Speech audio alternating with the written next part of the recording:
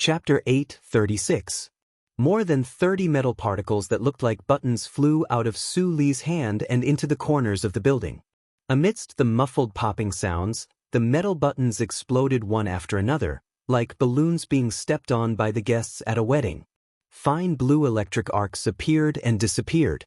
The low-intensity electric current formed a closed, self-melting electromagnetic field in the air, instantly destroying all the electronic chips in the room. The countless eyes in the glory of the charter were thus disabled. Finally, he had temporarily escaped the pursuit of the small-eyed combat unit of the Federation. He gasped for breath, wiped the sweat on his forehead, and lowered his head to quickly check his equipment and bulletproof vest. The hard ceramic shards in the inner lining of the bulletproof vest had already cracked in several places, and they were not very useful anymore. During the battle, he gradually grasped the feeling that Feng Yu had described. However, staying in each hiding place for no more than 2 minutes, and not being able to let the central computer calculate his trajectory and escape habits was really tiring. The gunshots that rang out in the back alley of the big building clearly entered his ears. He roughly guessed what had happened. He slowly narrowed his eyes, and the emotions in his eyes were extremely complicated. He left the relatively safe wildlife sanctuary because he could not be a savage hiding in the mountains for dozens of years. Returning to the city was, of course, not to die, but to find a spaceship that belonged to him, to leave this planet. He was confident that as long as he distanced himself from the Bureau of Proclamation building, just like the precious 4 minutes and 12 seconds in the Donglin district, his whereabouts would not be detected by the central computer again. In addition, Su Li did not deny what he had seen and heard on his difficult escape. The Federation that he once loved deeply no longer loved him. The feeling of being condemned and abandoned made him somewhat helpless and angry for no reason, so subconsciously he wanted to do something crazy to prove something. Until the gunshots rang out, the crazy emotions in his heart suddenly calmed down. The gunshots were ironclad proof that he was not a wandering ghost in the Federation. Then, he had to be responsible for those who dared to be friends with ghosts in the daytime. If he did not find a way to leave this place by finding a spaceship, he had to fight with that damn computer in this damn city. Other than implicating some people, there was no other meaning. Doing this was not a bad guess, but a cheap guess. The scanners at the entrance of the mall silently scanned the chips on the back of the people's necks, and then transmitted the collected results to the automatic search workstation. The light screen that no one was looking at clearly showed the citizen's number, and the people carried shopping bags and prepared for the new year. With a calm smile on their faces, they did not care at all. The police officers on the streets held mobile scanning sticks in their hands and randomly selected passers-by for inspection. The device accurately reported everyone's citizen number. The passers-by and the police officers smiled and greeted each other. They did not have any strange emotional reactions to the data read by the chip behind their necks. The brim of the hat was pulled very low, covering most of his face. Su Li silently walked along the street, watching the scene. He felt a little strange. On this planet, he was probably the only one who didn't have a chip. According to Feng Yu's mockery and the habitual humiliation of the people of the Imperium, these identity chips were like cold dog chains tied to the cervical vertebrae of every citizen of the Federation. From the moment they were born, the tiny chip was implanted in their body, accompanying them as they learned to speak, to walk, to love, to get married, to have children, to work, and to struggle until they finally died. Along with this, the AI chip scans were carried out at all times, silently or peacefully in every part of the Federation. This had already become a way of life, deeply embedded in the lives of every Federation citizen. No one would find it strange or uncomfortable. In fact, most Federation citizens would not even remember that there was an ice-cold metal chip behind their necks until they died. Su Li was the same in the past. Except for the first time when he nervously walked through the scanning channel of the spaceport when he arrived at the capital ring, he never deliberately remembered that when he entered the cinema, the store, the classroom, or the military camp, he would be scanned by the glory of the charter on his body. It was only now that he had officially become the enemy of the charter that he began to pay attention to the details that were everywhere in his life. Without the chip behind his neck, He began to recall the life when he had the chip and clearly felt the coldness that was filled with the smell of machinery. This smell was not good. Su Lu walked through the lawn by the street with his head lowered and circled to the back of a small building. He pushed open the door and walked in. His face was too pale because of the blood loss, and he appeared particularly weak under the dim light. The breathing between his thin lips was very heavy. What was even more frightening than the fatigue and injuries was the mental struggle, which made his situation very bad. The Federation was so big, but there was no place for him to stay. Even if it was just a humble request to stand, would this small building accept him? Su Lu slowly pushed open the side door, his right hand in his pocket gently pulling the trigger. There was a faint self-deprecating smile on his face. At this point, what else could he ask for? What could he prove? It was truly a ridiculous idea. However, since he was here, he had to try. When the antique wooden door was pushed open, he did not see Li Xiaotong as he expected. His expression and footsteps froze at the same time, making a slight sound on the floor. Beside the luxurious coastal-style dining table sat a beautiful young woman. She was wearing a light blue dress, and there was a faint charm between her eyebrows, but she was eating dinner alone. Hearing the sound of footsteps, the beautiful young woman turned around in shock. When she saw Su Li's face clearly, she subconsciously raised her hands and covered her mouth tightly, swallowing the subconscious cry of surprise that was about to come out. Su Li's right hand in his pocket slowly released the trigger. He smiled slightly and prepared to turn around and leave. He knew this beautiful woman. Thinking that she would inform the Federation to hunt him down, he could not help but feel a little gloomy. Wait a minute. The woman hesitated and stood up with difficulty. Her right hand was on the table, and her voice was slightly trembling. You haven't eaten yet, right? It was a very simple sentence, but it was like a spring thunder resounding through the forest. This description was absolutely not an exaggeration. When the whole world had become so strange and cold, he suddenly heard a question with concern. Su Lu felt as if his tired body was soaked in warm spring water. He turned around somewhat stiffly, looked at the woman and said with a smile, "Sister Lu, can you cook?" In a certain manner, an old man from Liyuan Palace was wearing black clothes and a black round hat as he sat on a black ancient chair. Apart from age spots, there was more of an unfathomable wisdom or a shrewd craftiness within the layers of wrinkles on his face. The hesitation on your face betrayed the content of the phone call just now. The old man smiled and looked at Li Xiaotong in front of him. He slowly raised his right hand and said, "In recent years, you have grown very fast. Now there are not many things that can make you lose yourself. It seems that Su Lu really found you."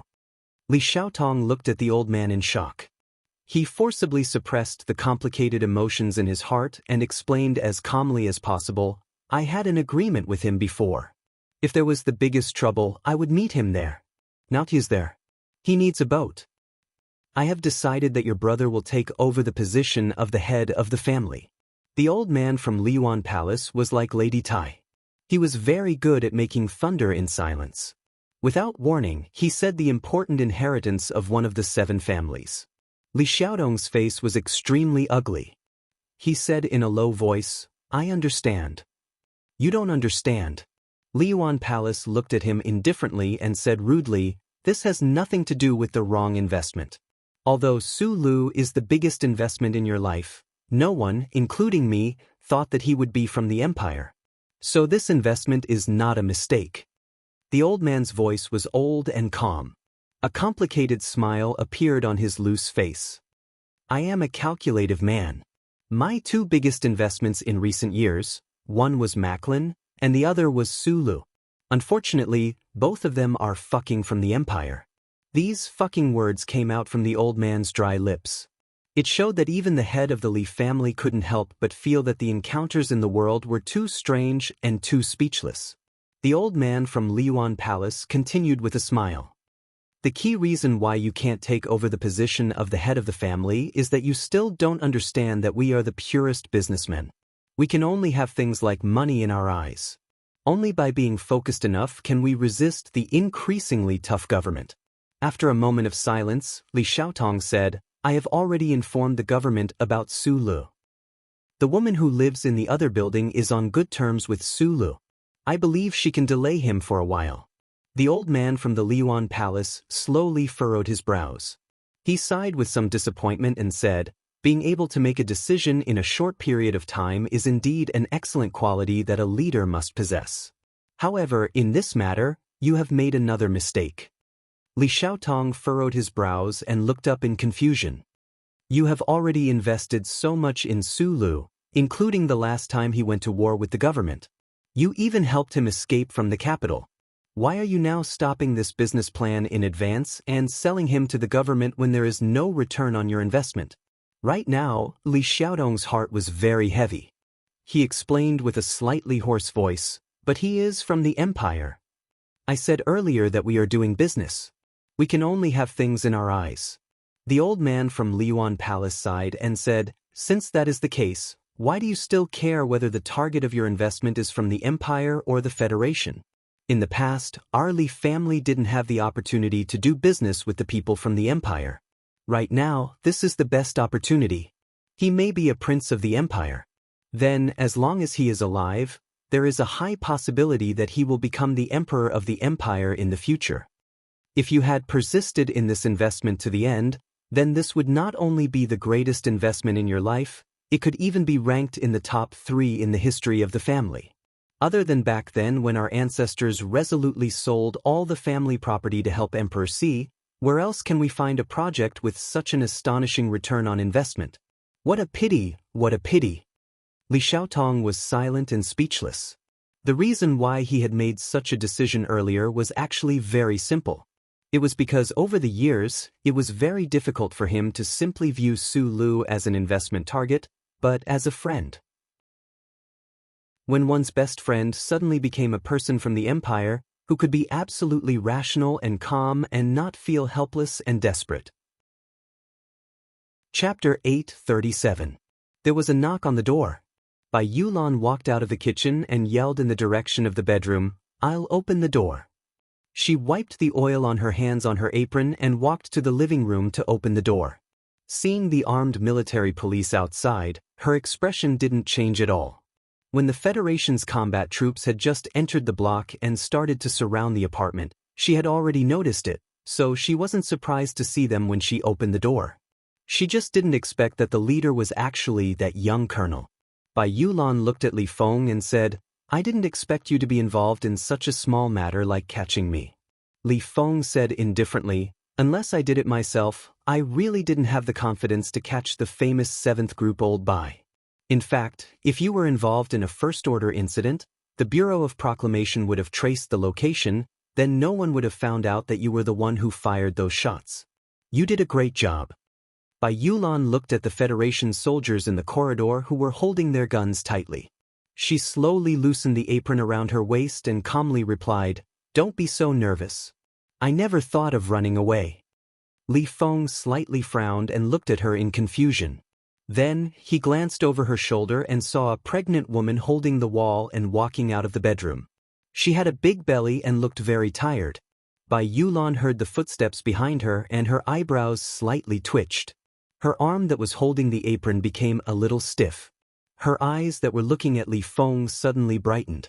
Li Feng was silent for a moment and looked at the pregnant woman who was full of confusion. He said with a blank expression, The government has a special mission. They need to recruit outstanding officers to re-enter the army. Your husband has to go for a period of special training. Inside the dark green bulletproof military vehicle. How many months? Li Feng asked. Bai Yulan slightly lowered her eyes and looked at the cold shackles on her hands and feet. She softly replied, Soon. Li Feng slightly frowned and lit the cigarette between his lips. After a short pause, he also lit one for Bai Yulan. He shook his head and said, I really don't understand why you still want to help him in this situation. Don't forget that he is from the Empire. I don't believe it. Bai Yulan calmly replied. I don't want to believe that he's from the Empire either. Li Feng removed the cigarette from his lips and spat out of the car. But this is the truth. Bai Yulan was silent for a long time before replying with a smile, It doesn't matter. Li Feng's frown deepened. Bai Yulan raised her handcuffed hands, removed the cigarette from her lips, and explained softly, "I joined the army when I was 15 years old. At that time, the old commander's unit was still called the 17th Division, not the 83-84 Division. Later, I was transferred to Baishui City to do some assassination work for the government. After that, the 7th Division started to do some private work." "What are you trying to say?" Li Feng asked expressionlessly. "Everyone in the army knows that Group 7 has always been a mercenary army. I am a mercenary who only recognizes money." Bai Yulan calmly said, "Little boss gave me more than 20 million. This amount of money is enough for me to sell my life several times over." Li Feng naturally wouldn't accept this explanation. But as someone who also grew up in the army, he didn't need to explain. He could roughly understand why Bai Yulan made this choice. The dark green bulletproof military vehicle fell into silence. Bai Yulan turned her head and looked out of the window. She looked at the fluttering snowflakes outside the building of the Four States Foundation with no expression on her face. At that time, he was responsible for long-range sniping and assisting Su Lu, but he left at the most critical moment. Now, he was far away from those years of fighting. His wife was pregnant, but he pulled the trigger at the most critical moment for Su Lu. The gunshot rang out again after a few years. It was the same gunshot from that year. The warm restaurant of the small building, the light blue coastal-style dining table, and the beautiful girl in the light blue dress created a warm and comfortable feeling. In this warmth, Su Lu lowered his head and quickly ate plate after plate of food. Lulu watched with a smile on her face. The two of them occasionally talked, and then returned to silence. It was a feeling of home. The difficult escape and battle made Su Li's stomach very hungry. The taste of mashed potatoes mixed with synthetic fat and green bean paste was actually not very good. But at this time, there was no time for it to swirl around on his taste buds. Lulu was a river-like person. She was very beautiful and young, but she had been in a certain industry for many years. In the autumn of the 66th year of the constitutional era, she once saw a male student sleeping soundly on a bench in a certain brothel in Linhai Prefecture. She once bent her fair and tender legs, painted her nails red, and painted the male student's face red. They gathered together and played cards together, and then she laughed without the slightest restraint. A few years later, that male student became a famous war hero of the Federation. Lulu, on the other hand, was still working in this industry. It was just that the location of her work had changed to the Sunset region of the West Forest region. In that luxurious nightclub, she bravely sat beside the war hero. After that, she had a night of memories of Mozo teasing, fighting, getting drunk, vomiting, and promises. After that night, the war hero sent her back to the capital ring and asked a friend with an amazing family to take care of her. From then on, although Sister Lulu was still in this industry, she no longer had to serve anyone. She began to manage several high-class nightclubs and manage thousands of young and beautiful girls. She became a real sister. When she saw him again today, he was no longer the poor student and war hero of the past, but an imperial spy who was being hunted down by the Federation. "I thought you were already married and had children. I didn't expect to see you again." Su Lu looked up at her and said with a smile, "It seems asking Li Xiaotong to take care of you was a mistake." Lulu's eyes moved as she looked at him quietly and said softly, "A person like me who hasn't studied much is used to this industry. I really don't know what else to do. Li Qishao is a good person. Although I know he did it because of you, in the end, he helped me too much." The phone on the table rang. Lulu picked it up and listened to a few words. Her brows slightly furrowed, and she walked to the window and whispered something. One could faintly see that her left hand, which was hanging by the side of her blue dress, was somewhat stiff.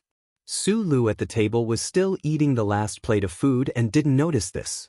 After hanging up the phone, she slowly clenched her fists and suddenly turned around. Looking at Su Lu, she said with a trembling voice, "Let's go." It was a very simple action and a sentence, but who knew how much courage it took? Even though she knew what kind of tragic consequences this decision would bring, the resolute expression on Lulu's face showed that she did not experience too much of a complicated psychological struggle before she did it. Su Lu understood what had happened. It seemed that he couldn't wait for his boat tonight. He wasn't disappointed or angry about Li Xiaotong's betrayal, but he was somewhat tired. He looked at Lulu and said bitterly, "I'm really from the Empire. I'm a prostitute, but from the beginning until now, you haven't looked down on me, so don't feel like you owe me anything." Lulu squeezed out a smile, took the coat from the hanger and walked to him. She put it on for him and said with a trembling voice, "If we're talking about owing, you still owe me one night." After saying this, she hugged Sulu tightly and offered her hot red lips to him.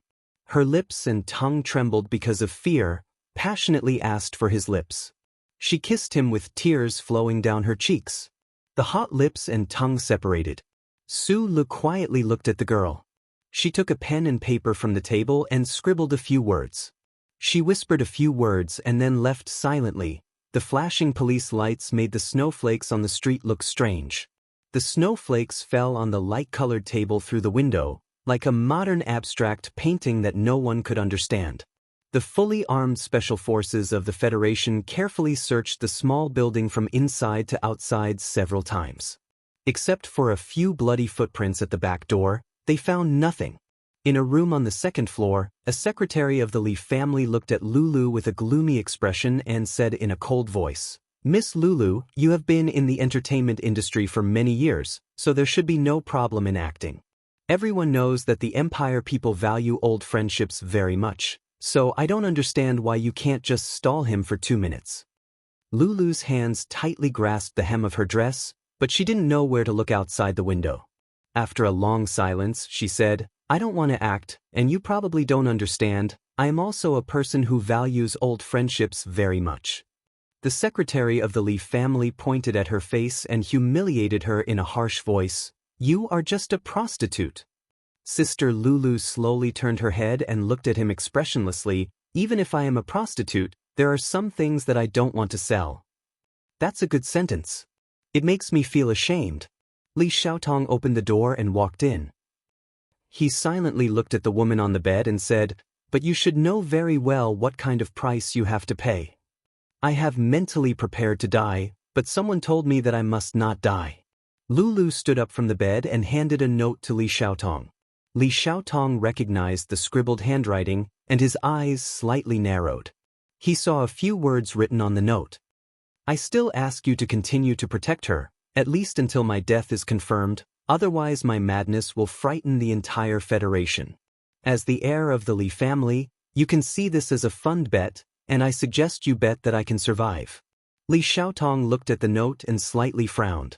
After a moment, he laughed self-deprecatingly, took out a lighter and burned the note to ashes. Then he calmly said to Lulu, "Pack up and come with me." The note had been burned, but the words on it had been left in the depths of his heart.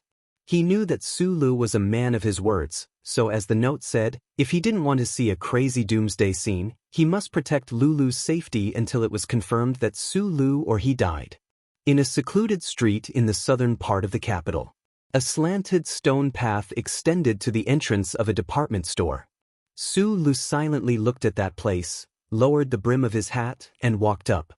His mood was no longer irritable, bewildered, and confused, but unusually calm.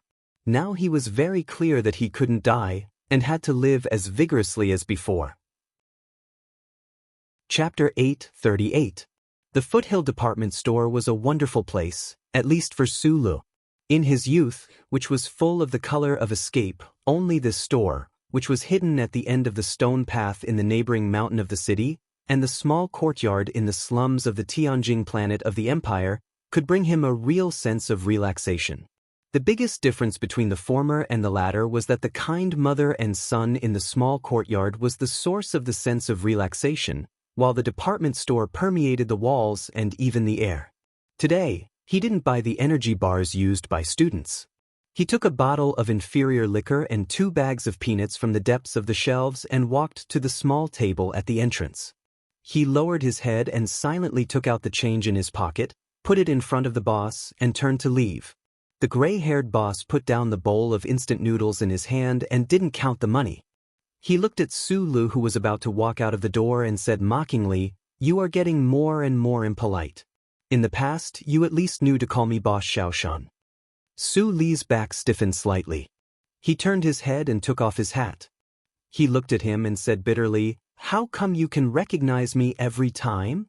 I have been running a store all my life, and I have never met a fugitive who dared to come back to buy things from me again and again like you did. I even knew that I had already recognized you when the president made the announcement. A fugitive like you is really rare, so of course, it is not easy to forget." Sulu was silent for a moment and said, "But this time is different from the last time. I am now a citizen of the empire. There is a saying that goes, 'Old friends are as good as new, old friends are as before.' You may not understand the meaning of this saying, but it roughly means that some people are still strangers even after spending a lifetime with each other, while some people can become lifelong friends just by stopping the car and chatting for a while."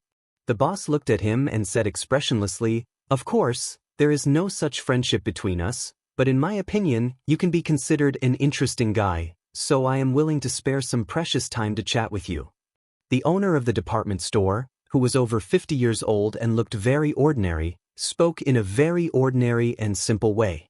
However, the words he occasionally used, such as the two sentences, were interesting.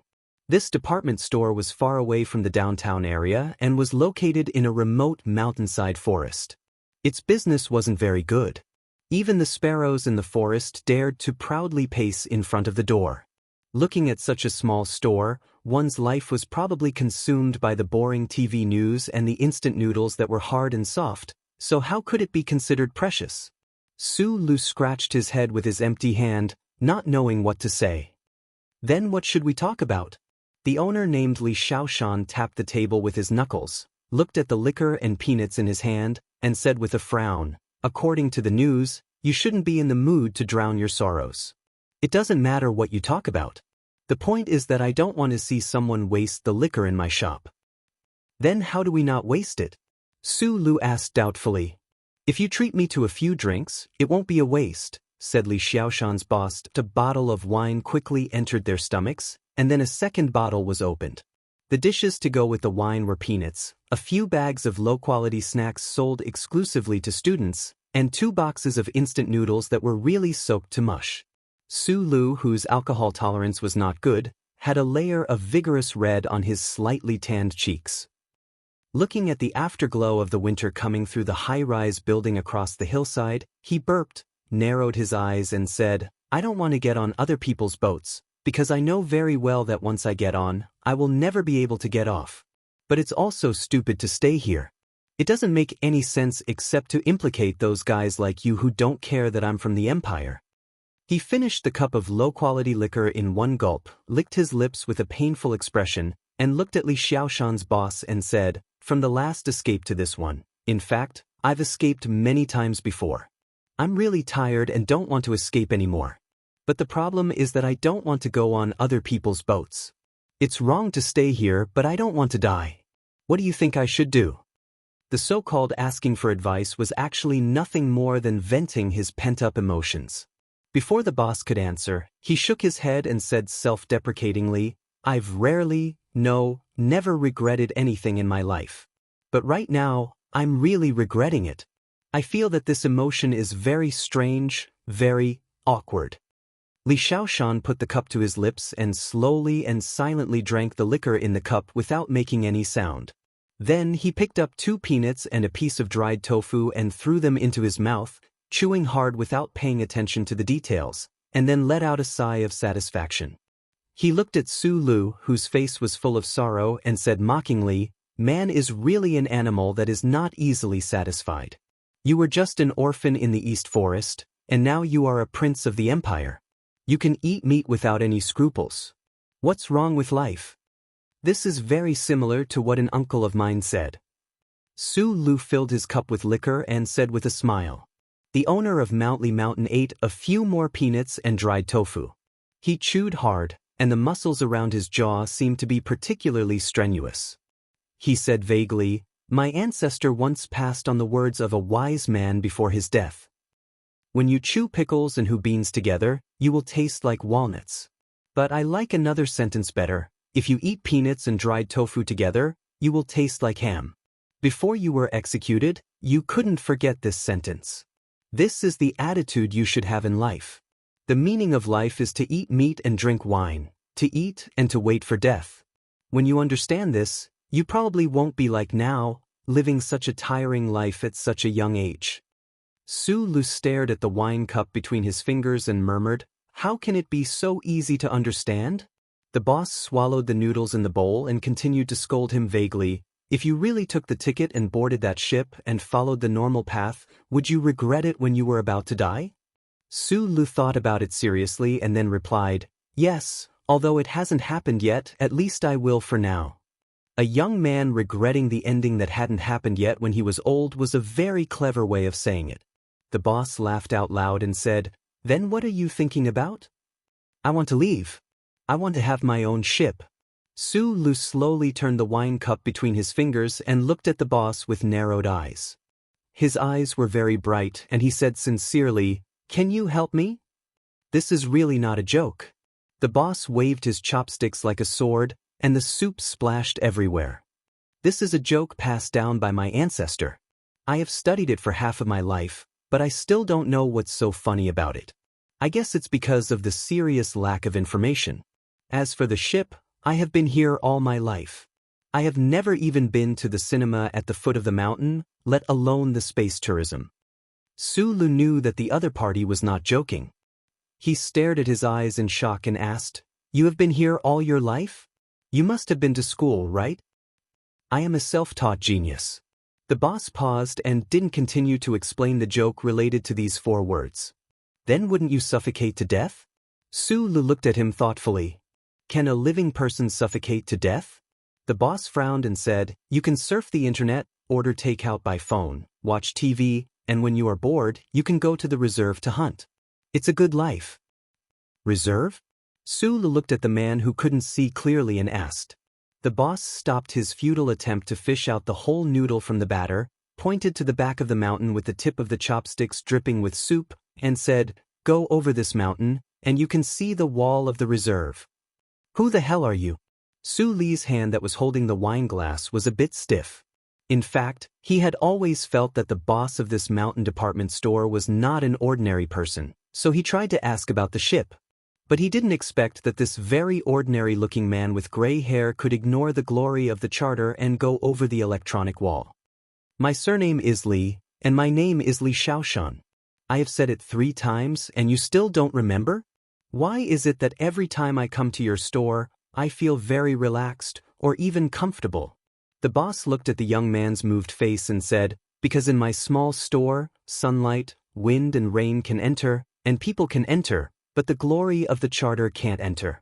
Su Lu scratched his head and couldn't hide the shock on his face. After a long silence, he suddenly frowned and asked in confusion, "Is there anyone with the surname Li in the 7 big families? Are you telling me that you are another powerful person in the Lis of Philadelphia? Don't talk about such a useless thing." The boss wiped the soup on his lips and said, "I have nothing to do with those big shots." Su Lu felt that what he had seen and heard today was beyond his imagination. The man in front of him actually said that the glory of the charter, which shrouded the universe, couldn't shine into this shabby department store. It was really hard to understand and unimaginable. He subconsciously picked up the wine glass and drank it, using the rough spiciness to dilute the confusion in his mind. Then why can't the glory of the charter come in? Because this store and the mountain behind it belong to my family. When the electronic surveillance network was built, this place was excluded. I don't have the eyes of the central computer here. As for the history story, I will tell you next time when I have the chance." Su Lu covered his forehead and said with emotion, "You are too mysterious. I don't understand. It's really uncomfortable. Speaking of next time, after I walk out of here today, there won't be a next time. You can stay." The boss looked at him and said lightly, "If you really don't have a place to go, then stay. No one can find you." Su Lu shook his head and said with a smile, "I have already implicated a lot of people. Although I know you are not an ordinary person and what you said may be true, I still can't stay." "It's okay. Your first sequence protection authority has been stripped.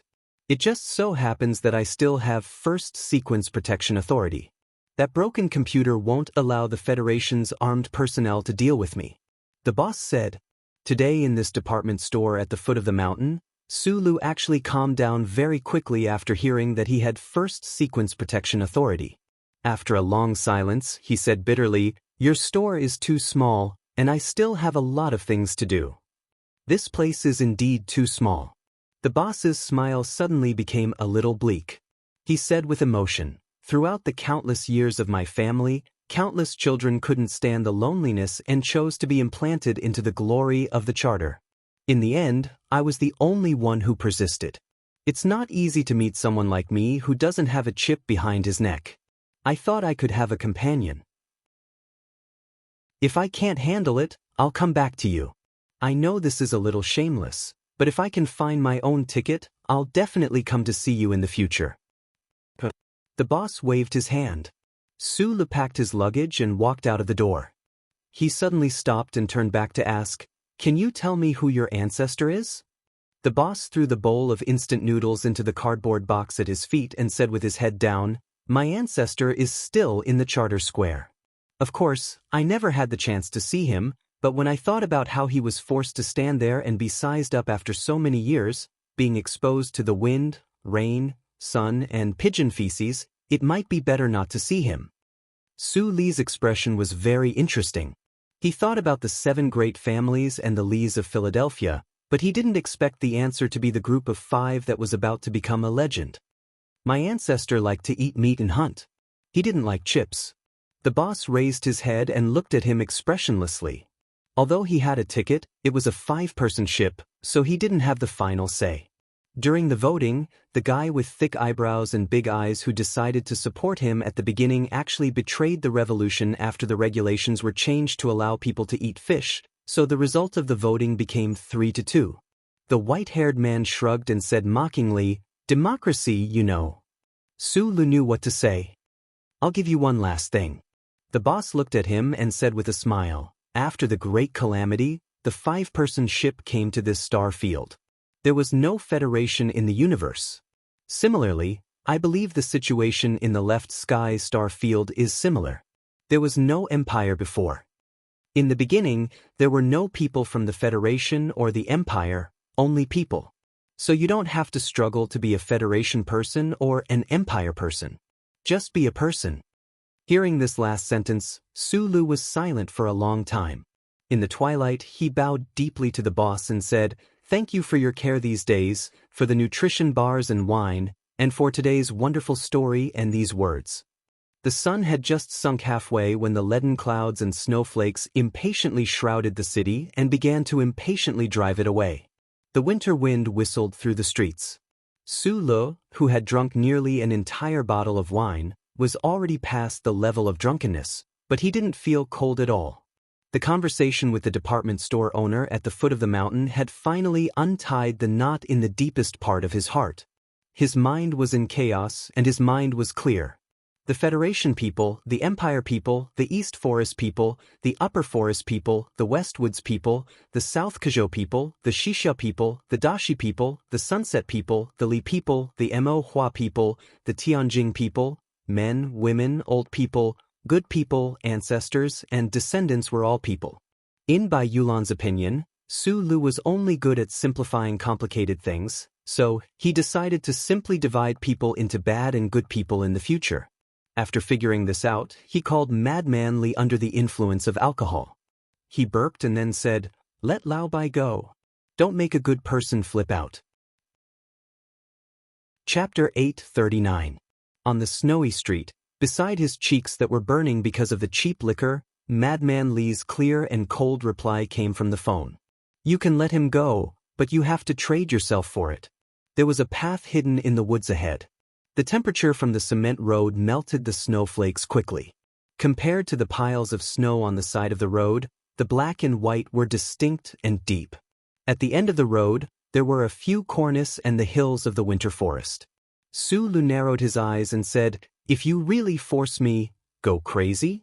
I'm not Du Shaoqing, and this is not the training base from back then." Madman Li's cold voice came very quickly, and he mocked without holding back. "If the Federation doesn't let him go, how are you going to go crazy? Burn down our houses, kill our men and children, and rape our women?" No, you can't do that. Don't think that you can become a real terrorist because you're drunk on the emotions of a hero at the end of his road. Even if you've assassinated Macklin and killed many people, you can't use that to threaten the Federation, much less me. Sulu walked along the black and white road into the depths of the winter forest. He slowly stopped in front of an antique stone statue and said calmly to the other side of the phone, "For an unlucky person like me, in such a desperate situation, I still can't do what you said. Then, I should be a good person, right?" The other side of the phone was silent. A good person has a reason and a right to live. Sulu took a deep breath, shook his arm, and flipped over the heavy stone statue in front of him. He said, "Those who help good people live also have a reason to live, like Lao Bai." The heavy stone statue fell to the ground with a muffled thud, splashing snow and mud. Madman Lee on the other side of the phone still didn't say anything. Sulu knew that the glory of the charter was accurately locating him at this moment, but he didn't care. He jumped into the hole covered by the stone statue expressionlessly and continued, "Since I came to the capital ring from Dong Lin, I've been listening to and reading a sentence. There is no reason in the universe. Today, I'll show you a reason. If you found me, come quickly and send me someone useful." Madman Lee on the other side of the phone finally spoke. It was obvious that he was suppressing his anger and absurdity. His tone was extremely cold. "Even if my grandfather comes back to life, it's impossible to defeat the Federation and the glory of the Charter." Sulu patted off the wet mud on the big box in the pit and replied, "We'll only know after we fight." Madman Lee roared violently, "If you want to die, then kill yourself, don't drag others down. Declare war on the Federation? Are you crazy or drunk?" Sulu pushed the heavy box to the ground and burped while rubbing his stomach. Smelling the pungent smell of alcohol and peanut instant noodles around him, he couldn't help but frown and reply somewhat embarrassedly, "I really drank too much." Sulu had never fought a battle without preparation. The heavy box buried under the stone statue was the backup ammunition that he had buried in advance before the first war with the Federation. Because the firepower of these guns was too fierce, he had never used them when he was inexplicably turned into a citizen of the Imperium and was hunted down by the Federation for many days. Until today. The heavy box that was almost as tall as his chest was dragged quickly on the snow, crushing the frozen soil and frost grass. A large pile of snow and mud accumulated in front of the box, but it didn't slow down at all. In a very short time, it entered a quiet and noble garden building. This place was called the Ivy Garden. The seventh young master of the Li family, Li Xiaotong, lived here. In the front and back of the villa, all the people who lived in it were famous people of the Federation, high officials, and nobles. It was very far away from the world of the common people. It was a very cold winter, but there was artificial warming water flowing in the garden. Accompanied by the odorless fragrance of the winter plums, white snow covered the antique cornices. It was very interesting. This was the battlefield that Sulu had chosen. During this period of time on the run, he had only been running and had not launched a counterattack. There were many complicated psychological reasons for this, but now he had to launch a counterattack. Because of Lulu, because of Lao Bai, the government might even investigate Zhou. Therefore, other than being strong enough to survive, he had to use a certain method to display his powerful destructive power. He had to make the federal government feel pain and fear. Of course, he had to admit that the 2 bottles of low-quality liquor in the department store at the foot of the mountain also played a very important role at this time. Standing on a platform that led to an underground heating pump room with 3 thick walls and water behind it, Sulu fiercely spat into the stream that was piled with snow, smashed open the box, and began to organize the guns with an expressionless face. His brain began to work quickly, once again planning the escape route after the battle. A buzzing sound came from below the clouds in the distance. The shadows of dozens of twin-armed helicopters could be faintly seen in the snow. Although they were far away, the momentum was still very shocking. The snowflakes danced like a young girl's skirt. The sky was gloomy, but he could still see. The sun in the west had already set. He didn't know if it was the end of someone. Sulu narrowed his eyes and looked in that direction. His hands moved quickly, and the automatic sniper rifle with the electric valve removed made a clicking sound. That day in the wet, he didn't get on other people's boats. In the end, there was no boat. But now he had an escape route. Although the world at the end of the escape route was small and strange, there were instant noodles, peanuts, and this damned liquor. What was there to be afraid of? With a whoosh, his arms accurately and quickly raised like a machine. In an instant he perfectly aimed and prepared to fire. Without hesitation he pulled the trigger. The direction of the H-12 sniper rifle was not the helicopter in the snowy sky, but the winter forest at the other end of the stream. The vigorous fire shone out from the black muzzle. The air around the muzzle suddenly shook. The snowflakes first froze, and then they were torn apart and melted. Puff, puff, puff, puff, puff. Once the sniper rifle fired, it didn't stop. Across the extreme shooting distance, it sprayed high-speed bullets toward the stream. Countless muffled groans sounded in the winter forest where not even a shadow could be seen. The faint sound of heavy objects falling to the ground could be heard. Su-Lu stood with his feet in front of him. He narrowed his eyes and maintained the most perfect shooting posture. He completely ignored the bullets coming from the opposite side. With an expressionless face, his right index finger moved quickly like lightning. He was actually using the sniper rifle as a repeating gun.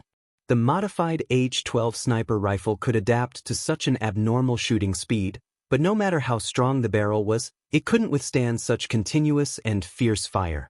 In less than 20 seconds, the barrel had already started to turn red.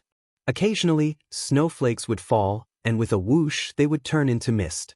Without waiting for the cartridge to empty, Su-Lu accurately calculated the time the barrel could withstand. At the last moment before the barrel burst, he threw away the H-12 sniper rifle in his hand. With a snap of his right hand, another H-12 sniper rifle immediately appeared in front of him. He continued to fire continuously from a long distance. The sound of gunfire didn't seem to have stopped at all. On the embankment in the distance opposite the stream, the sound of gunfire had long been heard. Occasionally, shrapnel would sweep past his body and hit the wall with a dense and crisp sound. There was even a piece of shrapnel that was lucky enough to hit his chest. It fiercely pierced into the heavily damaged hard ceramic bulletproof vest under his jacket. However, Su-Lu only slightly bent his knees. His face paled, but there was still no change in his emotions. He just stood there in the wind and snow and silently fired. Feng Yu had once said in the middle of the wetlands that dealing with the charter computer was, in fact, dealing with the people who used the charter computer. Su-Lu chose to start the battle here. Starting the battle now was to determine that the Federation government couldn't possibly use a truly destructive weapon to deal with him. This was the capital, a densely populated area. This was the Ivy Garden, where the powerful resided. Even the most precise guided missile would cause irreparable consequences. More importantly, Su-Lu had gradually come to understand that politicians were businessmen. They were greedy and incomparably confident. When they thought that they didn't need to pay a higher price to get rid of him, then they definitely wouldn't pay a higher price. In the gray and black sky on the other side of the wind and snow, dozens of twin-rotor armed helicopters were approaching at high speed. The atmosphere was solemn and terrifying. The rocket launchers on both sides of the cabin could be launched at any time. Su-Lu narrowed his eyes and looked at the federal forces that were already faintly appearing on the other side of the winter forest. He placed the sniper rifle in front of him and directly lifted the two large weapons. The six-barreled rotary Darling machine gun began to fiercely spit out flames. The high-speed stream of bullets cut the snowy sky into pieces of broken space. In the winter forest on the other side of the stream, a ricochet line that represented death suddenly appeared. Countless hard arbor trees, following the slight movement of the gun barrel, burst into mournful white fragments and bloomed with a bang. This was the Federal Force's most powerful firearm. On a crowded battlefield, it was even more terrifying than the ACW. It was usually installed in military mechas or armed helicopters. Other than a monster like Xiong Linquan, not many people could use it in single combat. At this time, Su-Lu was holding the two six-barreled Darling machine guns and fiercely firing. His arms, which did not look ridiculously muscular, appeared to be extraordinarily relaxed. Even the powerful reaction force only made his shoulders shake slightly. It looked like he was expressing his contempt for the federal forces in all directions. The Small Eyes Special Forces in the winter forest were directly suppressed by the terrifying rain of bullets on the embankment. They could not raise their heads at all. No matter how strong the troops were, in the face of such inhuman firepower, they had to temporarily avoid the front line. If the two terrifying six-barrel Darling's bullets were slightly lower, even the frozen and abnormally hard embankment would have been flipped over a few layers. The ammunition in the box on the platform was rapidly decreasing. The buzzing, high-speed rotation of the 6 gun barrels began to turn red. It was just unknown whether the bullets would run out first or the gun barrels would collapse first. However, Sulu did not care about this. As soon as he finished suppressing the fire, he quickly raised the H-12 sniper rifle again and pointed diagonally into the air. He continuously pulled the trigger at the nearest armed helicopter flying in the air. The two completely different shooting methods switched so quickly without the slightest feeling of stagnation and awkwardness. The sniper rifle's bullet accurately cut through the snowy sky and hit the right rotor arm of the helicopter. The dull sound of metal breaking suddenly rang out, and a burst of sparks burst out from the rotor arm. The helicopter, which had lost its balance, twisted and turned, and fell into the cold lake, creating a large splash. Sulu immediately aimed at another armed helicopter at a 74-degree angle to the right. The special forces of Small Eyes in the winter forest were about to enter the next wave of attacks. He did not have the ability to deal with dozens of armed helicopters. He had to finish today's battle as soon as possible, then quickly retreat, then hide, and then fight again. However, the development of the situation was completely different from what he had imagined. Just as he was about to pull the trigger in a frenzy under the influence of alcohol, a drop of water splashed into his eyes, and his vision was suddenly blurred. At this moment, Sulu narrowed his eyes and thought. The place where the helicopter fell into the lake was clearly a full 2 kilometers away from his shooting position. Why did the splash of water splash into his eyes? What followed was 1 drop of water, 2 drops of water, 3 drops of water, 10 drops of water, 100 drops of water, countless drops of water.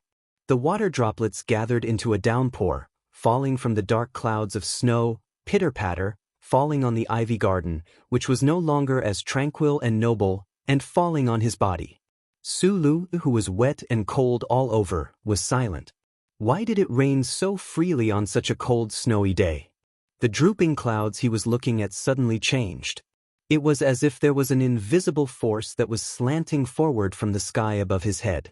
The ink-black snow clouds were extremely disturbed by this force.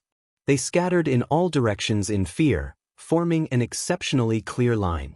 On both sides of the stream, everyone above the snowy sky seemed to hear a loud buzzing sound at this moment, but it also seemed like they did not hear anything. They just subconsciously forgot about the battle and turned their gazes to the end of the rolling cloud line. The end of the rolling cloud line suddenly tore open, revealing a huge hole. The setting sun, which had already sunk into the horizon, generously left behind a brilliant twilight like peach blossoms in that part of the sky. A spaceship bathed in this beautiful twilight, seemingly slow, but in reality, it was descending at an extremely fast speed. This black spaceship's body was densely packed with metal components using some unknown method. It was completely impossible to tell what it originally looked like. It could not even be described as broken. It was more like a pile of old and abandoned metal components that had been stored in a space garbage station for hundreds of thousands of years. However, it was such a dilapidated spaceship that descended in the final twilight, but it was enough to give the people who witnessed all of this an incomparably shocking psychological feeling. The terrifying air turbulence caused by the high-speed descent of the broken black spaceship instantly made dozens of armed helicopters around it lose their proud mobility. Several helicopters lost control and miserably fell into the lake, while the armed helicopters further away, in panic, retreated at the highest speed in all directions. The strong whistling wind passed through the ivy garden, blowing the antique cornice to the point that it was on the verge of collapsing. The cold, resistant flowers on a certain balcony shattered into pieces. The federal forces in the winter forest could not even raise their heads. Sulu narrowed his eyes as he looked at the approaching spaceship. He frowned and did not understand what was going on. He subconsciously raised 6 tubes Dallin again and aimed at that direction. I have already poured so much cold water on you. Do you still want to continue your drunken madness? An exaggerated, mocking laughter came from the broken black spaceship, descending towards the platform he was on. It brought a large shadow into the manor, as if it was a demon that wanted to devour souls. But in Su Li's eyes, this demon was extremely cute. He threw away the heavy Dallin in his hand and thought with a smile, so I really do have my own spaceship. Chapter 840. There was darkness in front of him, and a strange, sweet smell came from the tip of his nose. Sulu knew why there was such a smell in the spaceship. Just like when he was sweeping around with the 2 6-barreled darlings, there was no way for him to recognize that the broken spaceship that broke through the clouds was the tri-winged spaceship that had saved him from the Empire. There was always a difference in the degree of being broken. Back then, the tri-winged spaceship was still considered to be in good taste, but today, it had become something beyond the imagination of the most absurd human artist. Because he did not recognize the tri-winged spaceship, he did not expect to hear the old man's voice in the spaceship. The voice was familiar yet strange, and it sounded much younger. In particular, there was a strong sense of mockery in the tone, with the mocking tone of an aristocrat, but it was so unforgettable. The soft lights turned on one by one, revealing the messy space in the spaceship in front of him. As soon as he entered the light, he could not help but squint his eyes, looking at the dusty console in front of him and the equipment that was welded to the hard alloy plate. He scratched his head and asked in disbelief, "Aren't you dead?" "I'm not you. You're an ape-like life form made of low-level carbon-based structures. How can you die so easily?" Someone's voice sounded in the tri-winged spaceship. Sulu confirmed that this voice belonged to him, and confirmed that it was indeed younger and livelier than before. A smile that came from the deepest part of his heart, mixed with fatigue, rushed to his cheeks. He opened his arms and made a hug to the invisible waves in the air. He sighed and said, "Don't play the trick of faking your death in the future. For a low-level ape-like life form like us to cry because of the death of a high-level mechanical life form like you, it's not a very glorious thing." "Have you ever cried?" Philip asked curiously. The slender mechanical arm in front of the console moved down at high speed, and the video camera at the front was very close to Su Li's face. It seemed to want to find tears on his slightly dark and thin cheeks, but in the end, it only found some water stains. He said in a bad mood, "I'm the one who splashed the water. When did I cry?" Sulu raised his eyebrows and said angrily, "Try crying. I'll see if there's anything on your face in a few months." "I've never cried before. Although some conflicts in the core program can be compared to human emotions, I've never found any similar emotions. Perhaps there were, but I actively excluded them," Philip said indifferently. That slender mechanical arm kept waving in front of Sulu, like a child waving his arm to show that he didn't care about anything and that he had to pretend to be strong because his disguise was mature. Knowing that this guy was still alive, Sulu was in a very good mood. He was too lazy to continue the argument that had been repeated many times with him. He turned around and prepared to walk to the rear cabin to prepare for what to do next. Unexpectedly, he tripped over something and almost fell. Looking down, he saw a heavy bag tightly tied to the ground. "Oh, right, there's something I forgot to tell you." The mechanical arm was accompanied by a pleasant hydraulic sound as it quickly extended to his face. Philip's voice was a little strange, as if he was a little nervous. Sulu didn't pay attention to what this guy wanted to explain. His gaze left the bag and fell on the depths of the rear cabin. The shock in his eyes didn't disappear for a long time, and he didn't know how to interpret the scene in front of him. Under the dim and gentle light, there was a little girl wearing fluffy earmuffs. Under her long and slightly trembling eyelashes, her black gem-like eyes narrowed into 2 crescent moons in the sky. She stood there quietly, hugging an old doll and smiling cutely. Sulu felt that his eyes were a little dazzled. He couldn't help but squint, thinking of the little girl he met in the starlight of the ancient bell many years ago when he first started to escape. 6 years had passed, and the little girl from back then had become the girl of today. She had grown up a lot, and her swaying black hair, like a watermelon skin, was much softer because it had grown longer, obediently draping over her thin shoulders. However, the old doll in her arms was still the same doll from back then. She still stood there quietly, looking at him with absolute trust, as if she hadn't left for so many years. Even her posture hadn't changed. Zhong Huiyan looked at him with a smile and said, "Let's go." Only then did Su Lu confirm that what he saw was real. He opened his mouth helplessly, thinking that even this sentence sounded so familiar. Back then in Xixia State, when this girl tried to run away from home again, sneaking out of the villa and getting into the back seat of the car, it seemed that she had said the same thing. He closed his eyes, then opened them, covered his forehead, and then let go. He gasped heavily, and his right hand reached out like lightning, grabbing the slender mechanical arm beside him. His fingers grabbed the bottom of the video camera as if he was strangling Philip's throat. He roared angrily, "What the fuck is going on?"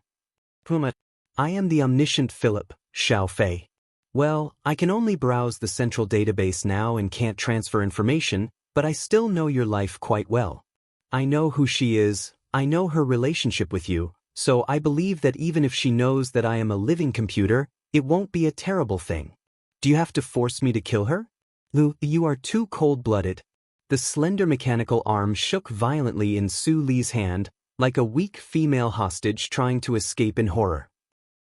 Philip cooperated with his emotions at this time, performing a perfect performance, and seemed to be very intoxicated with it. "Who said I would kill her?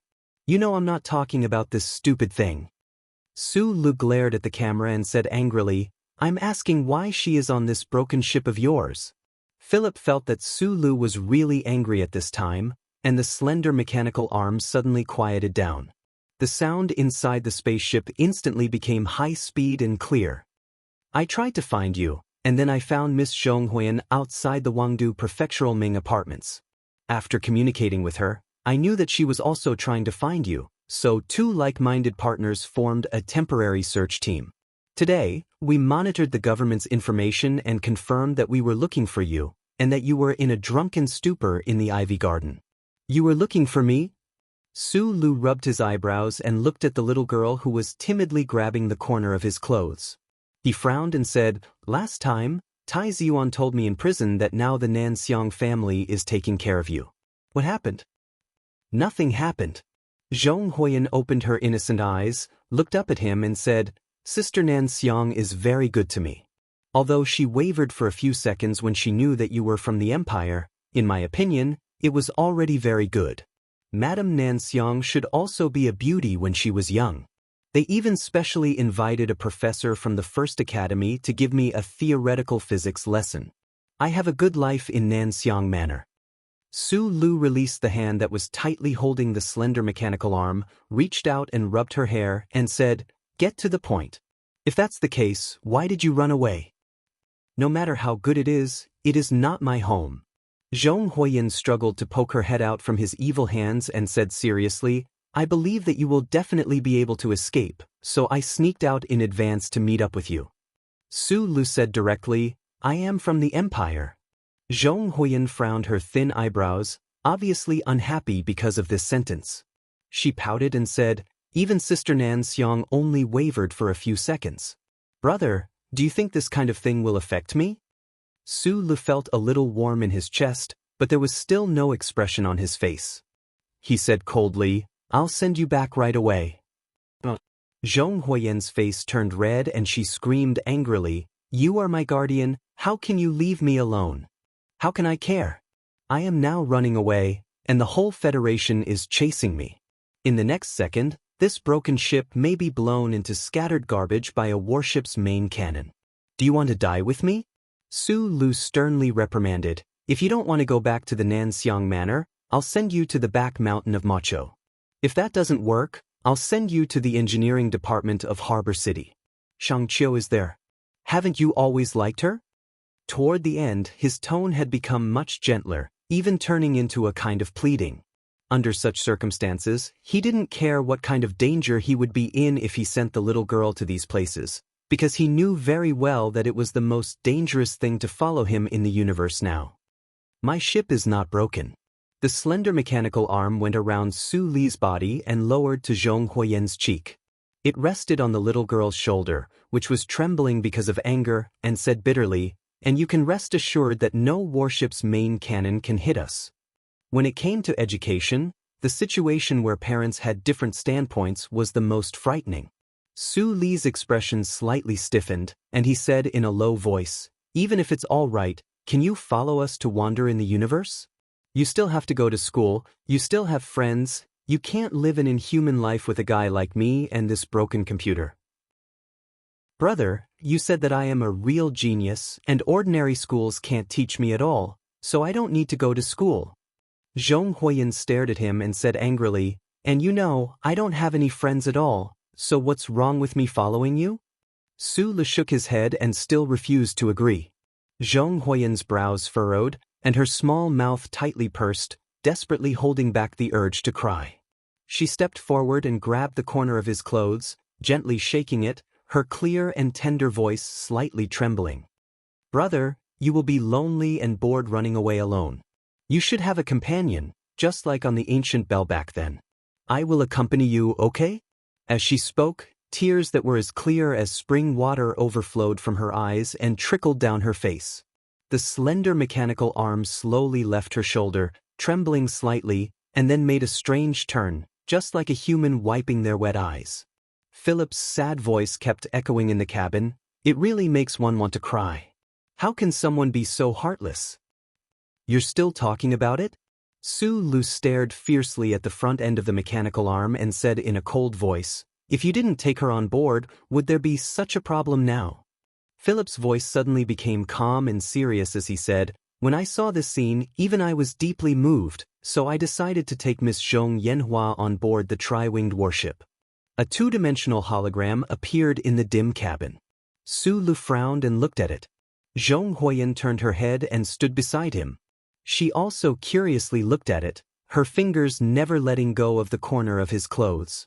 On the hologram screen, in the cold winter wind, a little girl wearing an oversized woolen coat was slowly walking in the falling leaves and snow. The big school bag behind her seemed so heavy, and her steps seemed so strenuous. Her little face was red from the cold, but there was still a hopeful smile on her face. From time to time, she would blow 2 mouthfuls of warm air into her hands, stomp her feet, and squint her eyes to look at the sky, as if waiting for something. Zhong Huiyan pointed at the hologram screen in surprise and said to Su Lu beside her, "That's me, that's me." Philip's voice sounded again, and he softly explained to Su Lu, "At that time, you should still be preparing to escape from prison." She had already left the Nanxiang Manor and was walking through the streets of the capital. She had been to many places, such as the Xishan courtyard, such as the Wangdu apartment, just for the small hope of waiting for you. On the cold streets, in the middle of the night, she never gave up. She even tried to take a car to the port to find you. Su Lin narrowed his eyes and looked at the constantly changing images on the hologram screen. He looked at the little girl who was shivering in the cold wind, squatting at the corner of the street and vigilantly watching the pedestrians. He didn't know why, but his chest was full of a sour taste. He couldn't imagine how the little girl who was alone and had no one to rely on spent so many days in such cold weather, and how much suffering she had suffered. He subconsciously stretched out his hand and tightly held the cold little hand next to him. Zhong Huiyan smiled and let him hold her hand. She leaned against him contentedly, and her eyes narrowed into cute crescent moons. But in her heart, she was a little nervous and thought silently. In fact, she had been living very well these days, but why did she look so miserable and pitiful on the screen? Should she explain to her brother? Just as Su Lu was about to say something, a deep male voice full of vicissitudes of life sounded in the space. The most unbearable and tragic memory of when he fled the Empire suddenly appeared in his mind. His face changed dramatically, and with lightning speed he put the earmuffs on the confused Zhong Huiyan beside him, and then tightly covered his ears. The moon falls and the crow cries, it is always 1,000 years of wind and frost. The sound of waves is still the same, but there is no night of that year.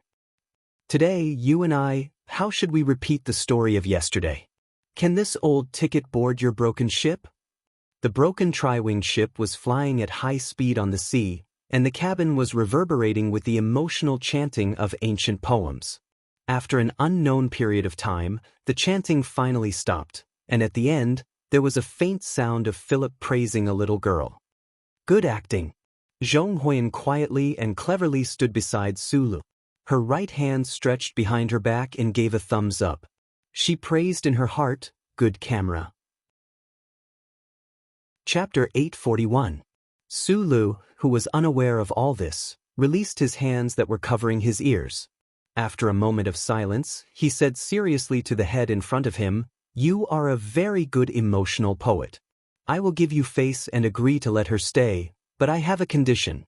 In the future, you are not allowed to recite poems without permission, especially the kind that keeps repeating over and over again." Philip laughed and said, "Wishful thinking." Su Li's thick eyebrows were slightly messy. He said in a panic, "You don't agree?" The slender mechanical arm shook up and down violently, as if Philip was in a rage. His voice was extremely angry. "Get it straight. It's not you giving me face, it's me giving you face and pretending to persuade you with a few words. You actually don't allow me to recite poems? This is my ship. I can let whoever I want on board." Sulu thought about it and felt that this was indeed the truth. He lowered his stubborn head in frustration. Zhong Huiyan looked at him and laughed. She patted him on the back and then handed him a sweet coconut bread to express her most sincere comfort. Half an hour later. "Such a cute little thing, and it's not dangerous. Why can't you let her stay? You actually want me to spend so much effort to edit the scene and search for ancient poems to persuade you? I really don't know what's in that stone head of yours. Could it be that it's filled with the same cold electronic components as mine?" Since the dark dream in the hospital, Philip had finally won the most complete and most satisfying victory in his complicated quarrel with Sulu. The slender mechanical arm was raised high, like a noble head proudly raised. His voice was particularly frivolous. However, when he saw the figure of the little girl at the control panel, he suddenly became nervous and frightened.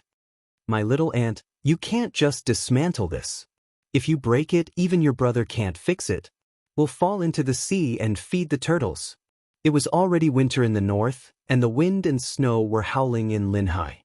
However, Heat Wave Island, which was close to the equator, was still blazing hot. Whether it was the palm trees on the beach or the charming girls in swimsuits under the shade of the trees, they all exuded a sense of warmth. On a ring-shaped reef that extended into the depths of the sea, there were countless anglers and curious womenfolk. The anglers were attracted by the famous turtles swimming in the current, and the womenfolk were obviously more willing to show off their various flower dresses to compete with the beauty of the corals under the shallow sea. A light breeze blew over the calm sea in the weather forecast. The crowd did not take it seriously and only felt that it was very refreshing. However, the sea breeze suddenly became extremely violent, and the fishing poles trembled slightly. This situation was very unfavorable for the sea turtles to take the bait. The anglers suddenly became very unhappy and cursed the inexplicable wind. Suddenly, someone pointed to the sky and asked in confusion, "What's that?" The people on the circular reef raised their heads in shock and looked at the white line in the blue sky. Before they could make any guesses, the white line had already arrived in front of them and then whizzed past them without them seeing any details. The sea began to shake rapidly and anxiously. The strong wind blew over, and the anglers' hats were blown up and fell into the waves in the distance. The women's long or short dresses were blown up by the wind, revealing their charming or thick naked legs, which caused a lot of screams. After the white line passed Heat Wave Island and entered the uninhabited sea area, it lowered its altitude but did not slow down. It was speeding 10 meters above the sea level at a terrifying speed. In the violent air turbulence, a tattered black spaceship could be vaguely seen. The sea below was stirred up fierce waves, like a deep white mark, tearing apart the blue sky and moving towards the far end. Capital Special District, Federation Emergency Command Center Hall. The target speed has exceeded the human atmospheric speed record by 3 times. Everyone, look at the air turbulence caused by the front end of the spaceship. Flying close to the sea level at such a terrifying speed, the slightest mistake in the operation will cause friction with the sea and directly crash. Even the best pilot in the Federation can't do such an incredible operation.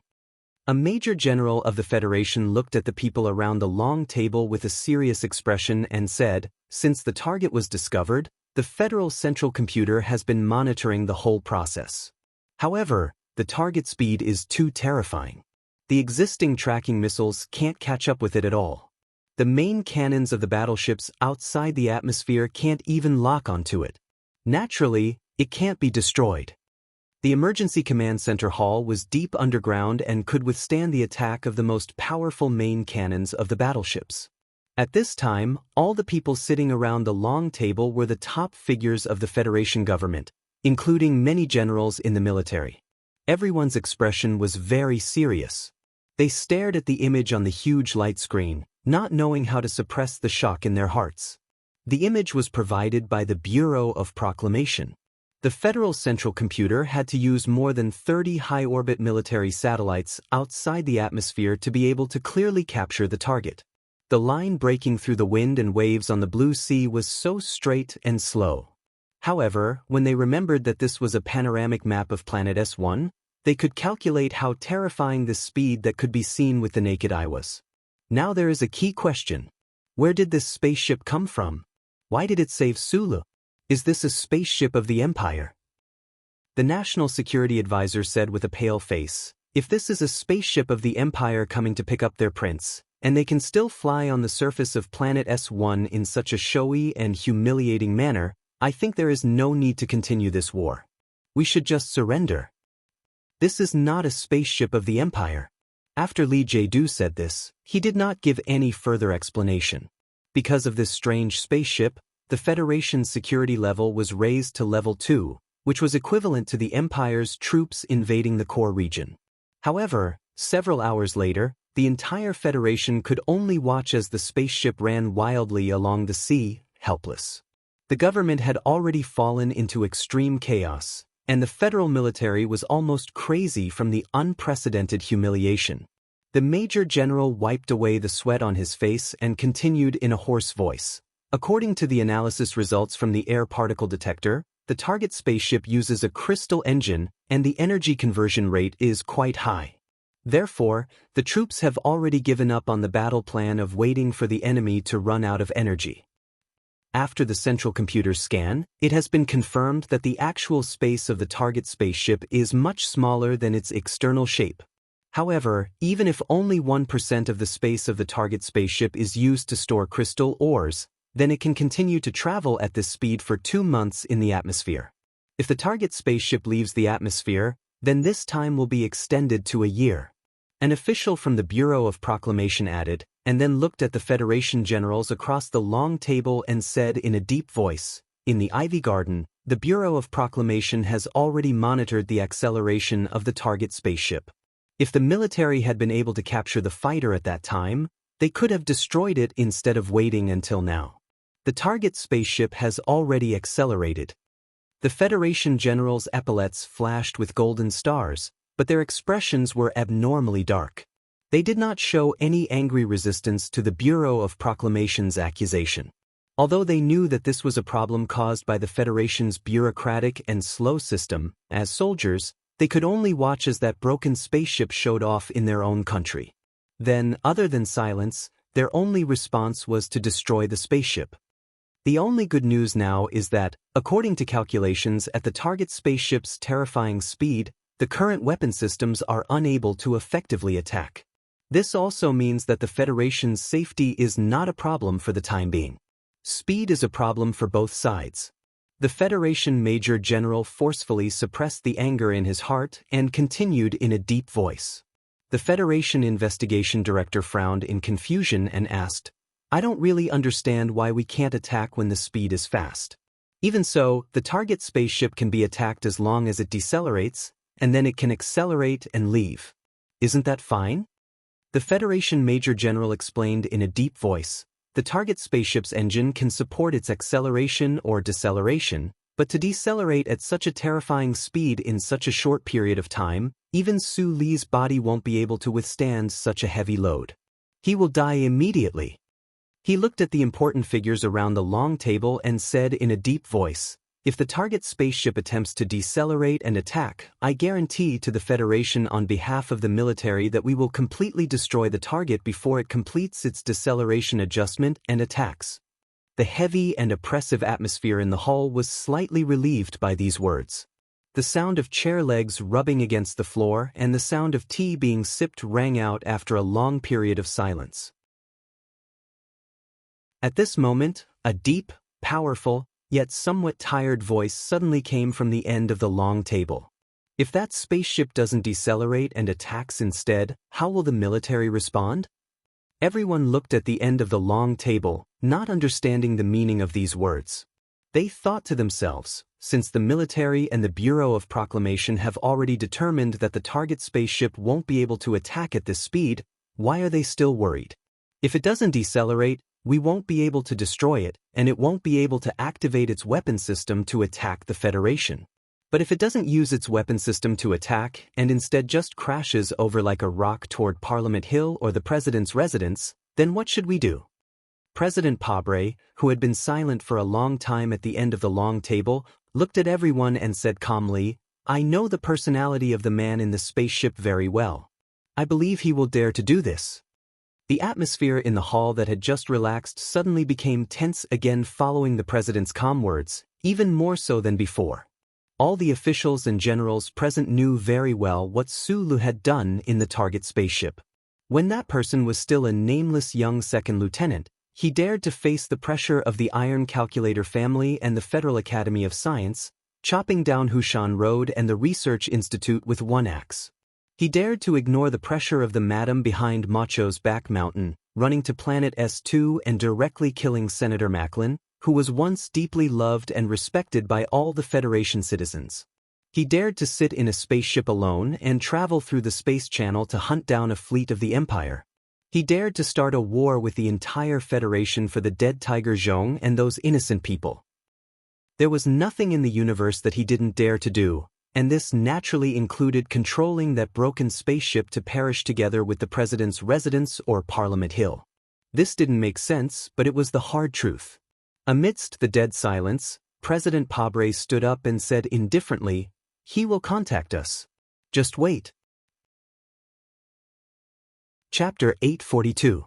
After ending the communication, Sulu was silent for a long time.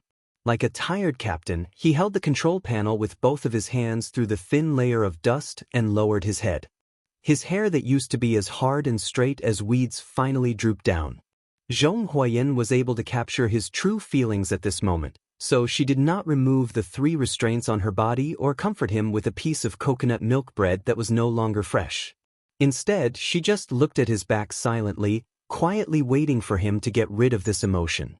But it was obvious that although Philip had much more computational ability than ordinary human beings, he was clumsy when it came to judging the real emotions of people by observing their facial expressions and body movements. "So," he asked casually, "what's the result of your judgment with Mr. President? When are we leaving?" Su Li's hands slowly left the control panel that was covered in dust and stood up straight. He felt like a rusty machine that had been restarted. There was a soundless sound of friction in his body. He did not answer the question. Instead, he began to observe the interior of the spaceship in silence. From this moment until a long time later, this spaceship would be his shelter, and his last home.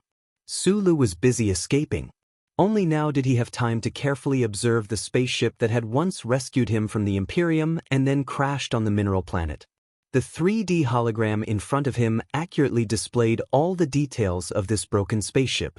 The attached components that looked like metal garbage outside the spaceship, the structure of the spaceship, and the 3 systems inside the spaceship were all visible at a glance.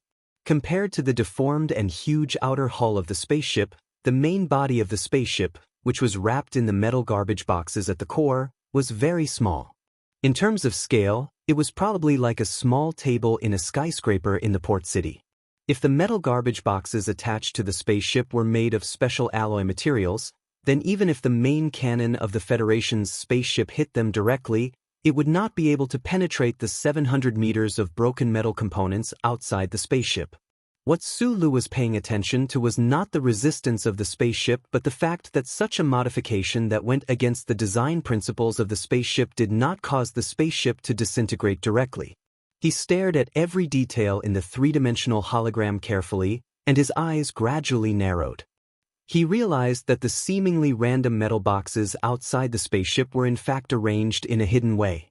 If he connected the gaps between the metal boxes or the components, he could vaguely see an extremely complicated air cooling system. The only problem with this spaceship was that its aerodynamics were not very good, and it was obvious that it was not very suitable for humans to control. However, Sulu knew that this was because Philip did not care about these things. He could not hide his shock as he rubbed his hair and asked the person beside him, "How did you do it?"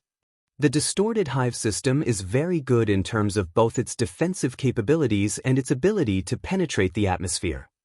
Philip's proud voice rang out from the cabin. With such a large mass, a normal crystal engine would definitely not be able to provide enough power, Sulu said. I know that you must have done some modifications, but I don't understand. There has always been a design plan for a new engine. Philip laughed loudly. Last time, I waited for you in the Empire for a year, so I snatched a lot of materials. In the past year or so, I also snatched a lot of spaceships in Bermuda. Only then did I have enough resources. Before I went into hibernation last time, the modifications were always in progress, and now it has finally been done. There has always been a design plan for a new engine? Sulu asked in surprise. Why haven't the spaceships of the Federation used it? According to your notes, the production of this kind of special alloy should not be too difficult. It's a matter of authority. There are actually some good things in the central database of the Federation. Although most of them are the wishful thinking of psychiatric professors, there are still some shining points occasionally. However, according to the restrictions of the core program, many of these designs are prohibited from entering the industrial field. Philip's voice suddenly became extremely calm. Sulu could not understand. After a long silence, he frowned and asked, There are clearly better things that can help the Federation forces win more victories, but in the end, you were restricted from telling the Federation? Then why did you make this spaceship now? If the glory of the Charter was once my body, then now that I have been exiled and left the Black Prison, I will naturally no longer be restricted by the prison rules. In fact, the subsequent design modifications were all done after I was resurrected and on my way back to the Federation. Philip calmly replied, but it could be vaguely sensed that he was not willing to explain more on this issue. He used a proud and frivolous voice to successfully change the topic, preventing Sulu from thinking about this issue in depth. After I modified this spaceship, it has two very special characteristics. They are that it is very sturdy and very fast. Other than that, it has no other advantages. Even its computing power is somewhat low because it lacks the help of sufficient computing tools. No matter how you look at it, this spaceship is not the most advanced in the universe, but it is definitely the sturdiest and fastest. You can imagine it as a thick-skinned lightning-fast man, huh? Amidst the dry laughter, Sulu frowned and grasped a certain part of Philip's words. With a serious expression, he asked, You can't obtain the computing tools in parallel? Yes, I can't hack into the crappy computer core under the Bureau of Proclamation to obtain authority, so I can't order every crappy chip in the Federation to work for me. Also, I don't have such a large and complex database as before. Don't be surprised and disappointed, because if you do, I will express my disappointment at your so-called genius mind. Do you think that this crappy spaceship has enough space to store the central database of the Federation? You can't perform high-speed calculations like before? Sulu stared sideways at the probe and said, Doesn't that mean that we can't keep up with the speed of the charter computer when calculating the trajectory of the ship? Doesn't that mean that the Federation warships can calculate our trajectory at any time and then send us to the bottom of the sea to feed the turtles in advance? You don't have to worry about this. Although I don't have the central database, I can enter it. In other words, I'm sunbathing in the glory of the Charter right now. When those Federation warships outside the atmosphere want to shit, I can see it immediately. But, to add a bit of imagination, you can think of this spaceship as a thick-skinned lightning-fast man who likes to peep. Philip said regretfully, "It's a pity that I can only perform read and write operations in the central database.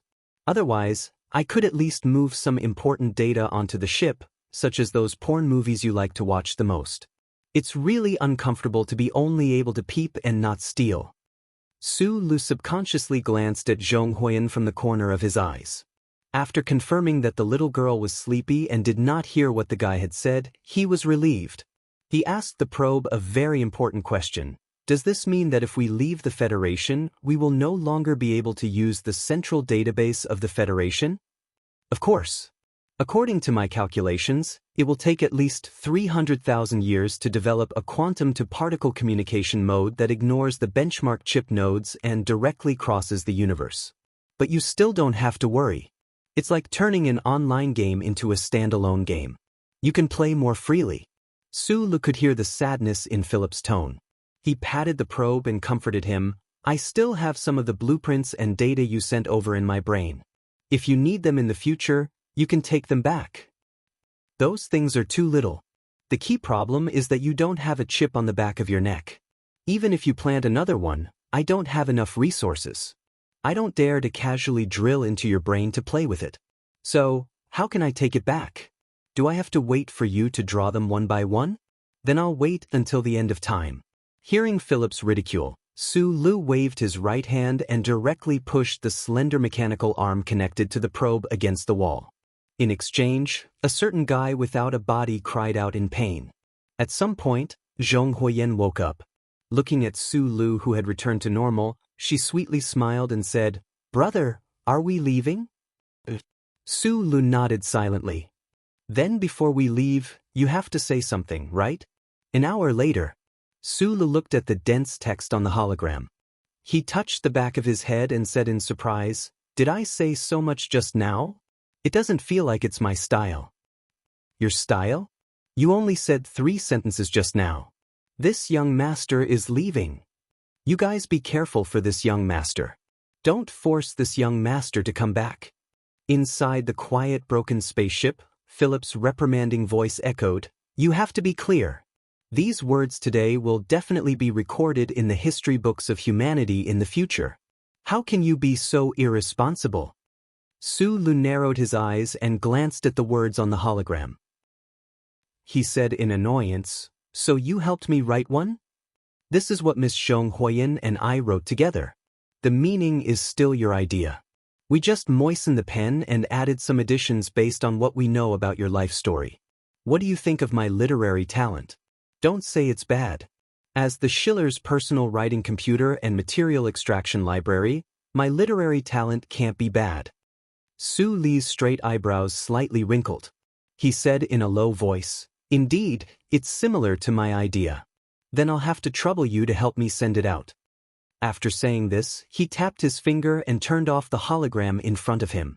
He then pulled up the scene outside the spaceship and looked at the blue sea passing by at high speed below. He was silent for a long time, under the indifferent monitoring of the glory of the charter, under the nervous gazes of countless big shots in the Federation, under the main cannons of dozens of light feather-class battleships, at the end of the predetermined trajectory of thousands of missiles. A huge broken black spaceship, like a ghost, no, like a thick-skinned man of lightning, sprinted across the blue sea, the green grassland, the vast snowy land, and the night sky of the land city. The black spaceship used the whistling sound of the air tearing, and the high temperature at the bow of the spaceship announced that it was not peeping.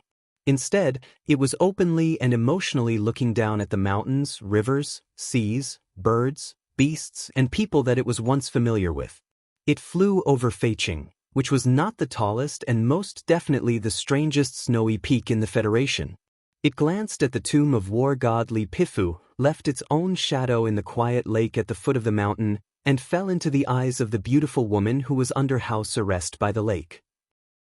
It flew over countless busy cargo lines in the Port City Industrial Park, glanced at the birthplace of the MXT mecha suit deep underground, and silently bid farewell to Shang Qiu, who was holding a pencil and deep in thought in the brightly lit room in the apartment building.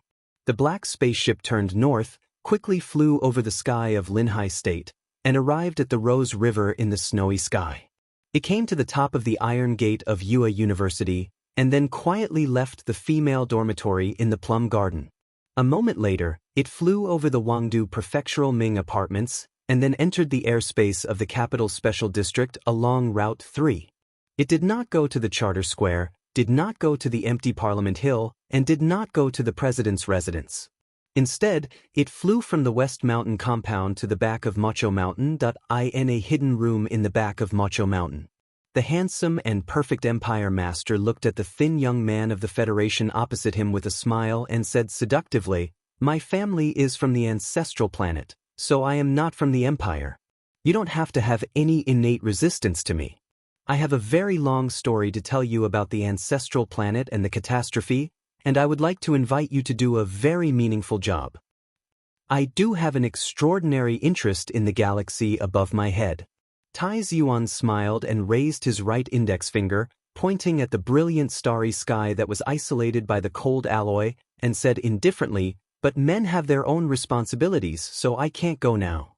After a few years, if I can take care of things properly, I welcome you to come to the Federation to find me again. Of course, as for the story of the ancestral planet and the catastrophe, I will listen very sincerely now, no matter how long it takes." Suddenly, his index finger that was pointing at the night sky trembled slightly, as if he had felt something. He suddenly looked up and was silent for a moment. Although he did not see anything, there was a relieved smile on his face.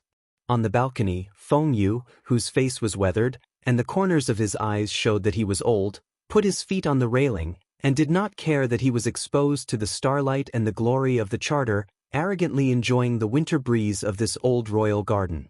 Lady Tai sat 10 meters away from him, her face as cold as the thin ice on the lake, her hands clenched tightly, as if she had no intention of talking to the professor of the past. An unsigned letter appeared on the largest civilian forum of the Federation.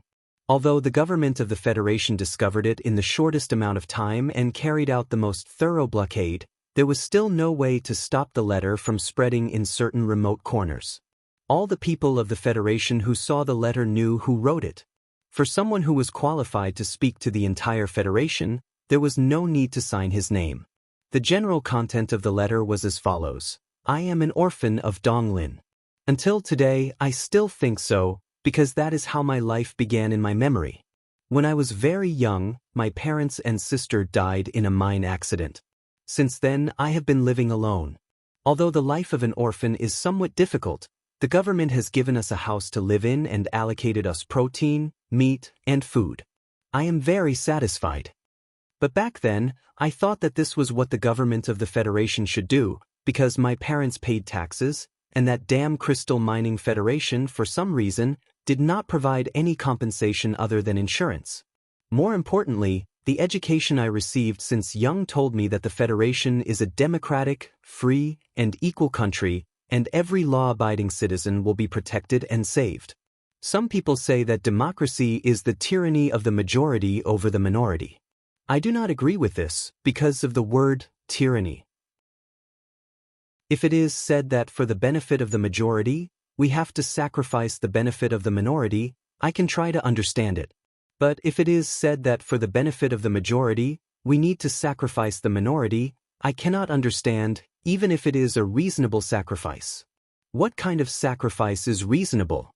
Whether a man wears a military uniform or not, to protect his land, property, women, and children, to resist invasion, to protect his home from being burned by artillery, to protect his women from being raped, and to protect his children from being crushed into meat paste by mechas, this kind of sacrifice is reasonable. The sacrifice in the explosion of the concert is unreasonable, and the sacrifice in the explosion of the ancient bell is also unreasonable, because those who sacrifice themselves did not ask to sacrifice themselves for your ideals. You want to pursue fairness, but it is unfair to those who died innocently. Using unfair methods to achieve fairness, is it really fair? I have never liked those big families. When I escaped from Donglin to the capital ring, I fought with them, and my friend Shi Qinghai has always been fighting with them. But at the beginning of this story, he did not even agree with the method of assassination. But because he believes that this is wrong. Just like what you are doing now, using the methods of the 7 great families to deal with the 7 great families, is wrong. If you indulge in this kind of method, in the end, if you don't go crazy and destroy yourselves, you will only become the new 7 great families or the 8th ant. Next, let's talk about myself. I have been a member of the Federation for 25 years, and it seems that I will continue to live as a citizen of the Empire. I originally thought that my home was in Donglin, but now it seems that it might be planet Tianjing, but there are no memories of my childhood on that planet, so I have become a person without a home. I do not know who to fight for and why to fight. Since there is no reason to fight or sacrifice, perhaps I should leave quietly and not leave this letter to the Federation. But it is difficult for me to do so, because I was born here and grew up here.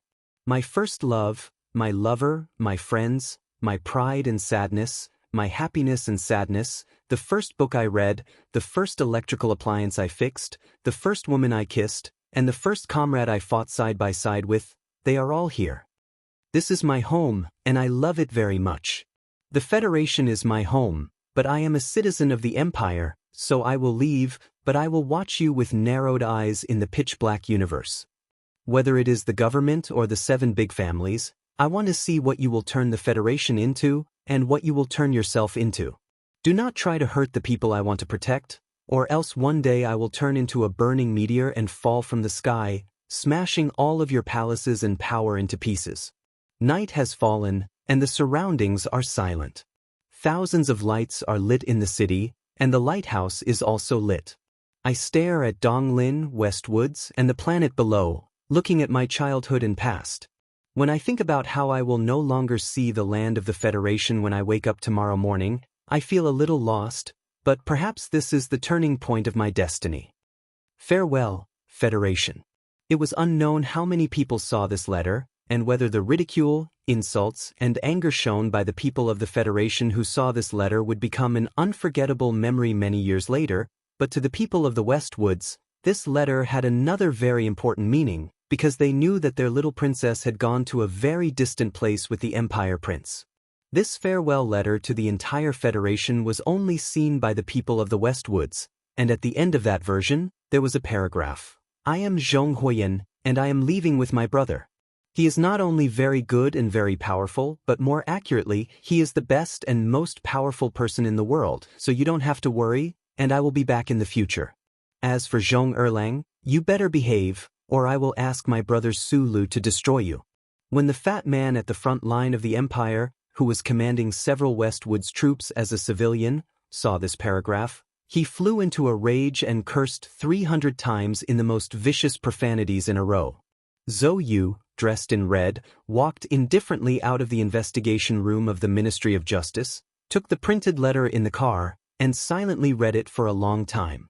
Bai Yulan walked out of the military prison, looked at the snowy sky, and smiled slightly. She gently hugged her wife who came to greet her, and squatted down to gently stroke her bulging belly. Jian Shui'er saw this letter, Shang Qiu saw this letter, Tai Ziyuan saw this letter, Li Xiaotong saw this letter, and everyone who should have seen this letter, including the president of the Federation. President Pabre slowly walked to the floor-to-ceiling window of the Oval Office, and silently looked at the dark night. His dark face seemed darker than the night, and said in a low voice, "Go quickly, no matter where you go, it's best that you don't come back."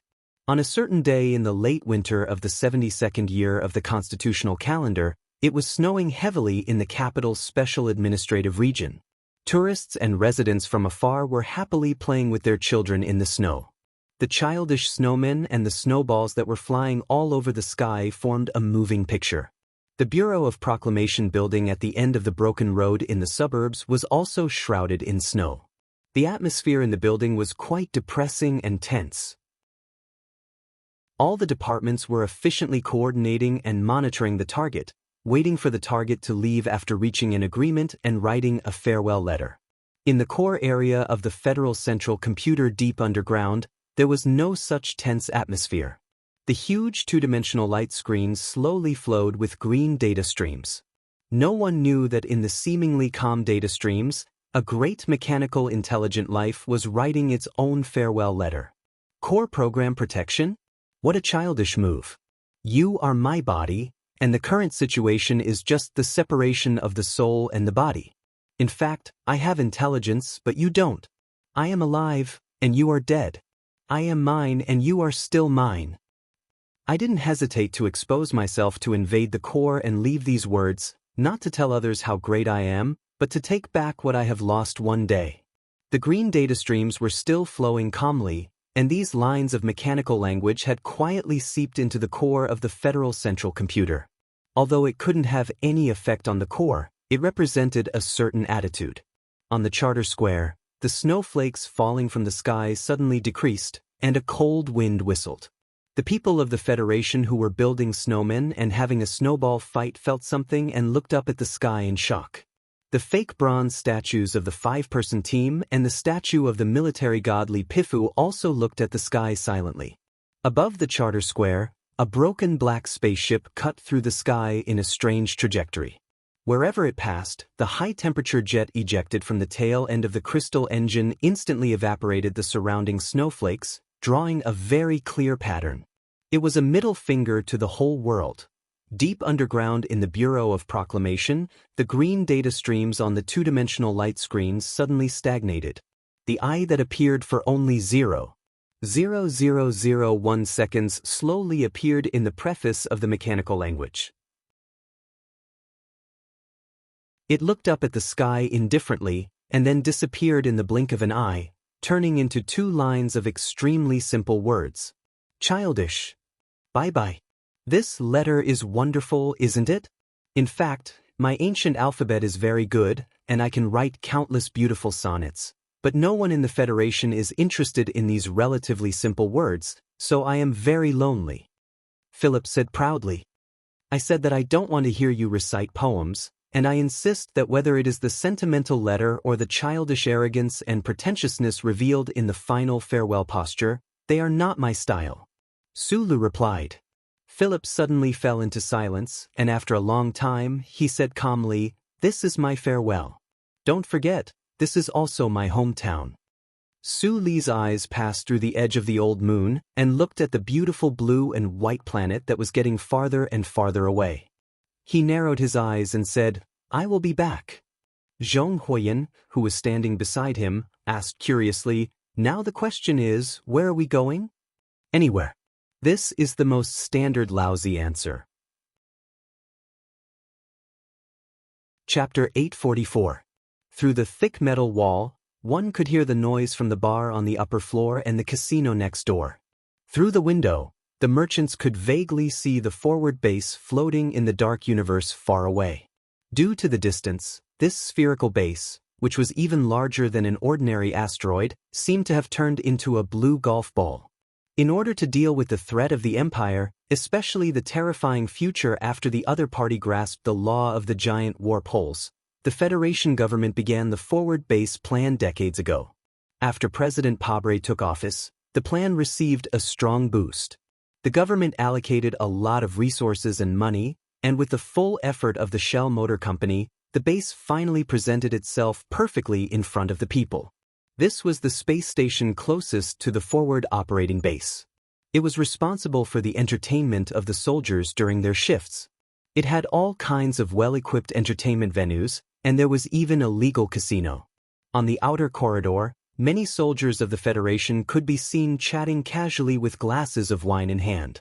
But at this moment, in the quiet cafe, other than a few groups of officers gathered together, most of the people looked like businessmen. And when they talked, it was obvious that they had a Bermudian accent. It was an incredible scene for merchants from Bermuda to appear in the Federation military space station, which was very close to the front line, especially when not far ahead was the boundless space passage of the Night Scorpion Nebula. The appearance of these merchants here definitely had something to do with the Empire's smuggling channels.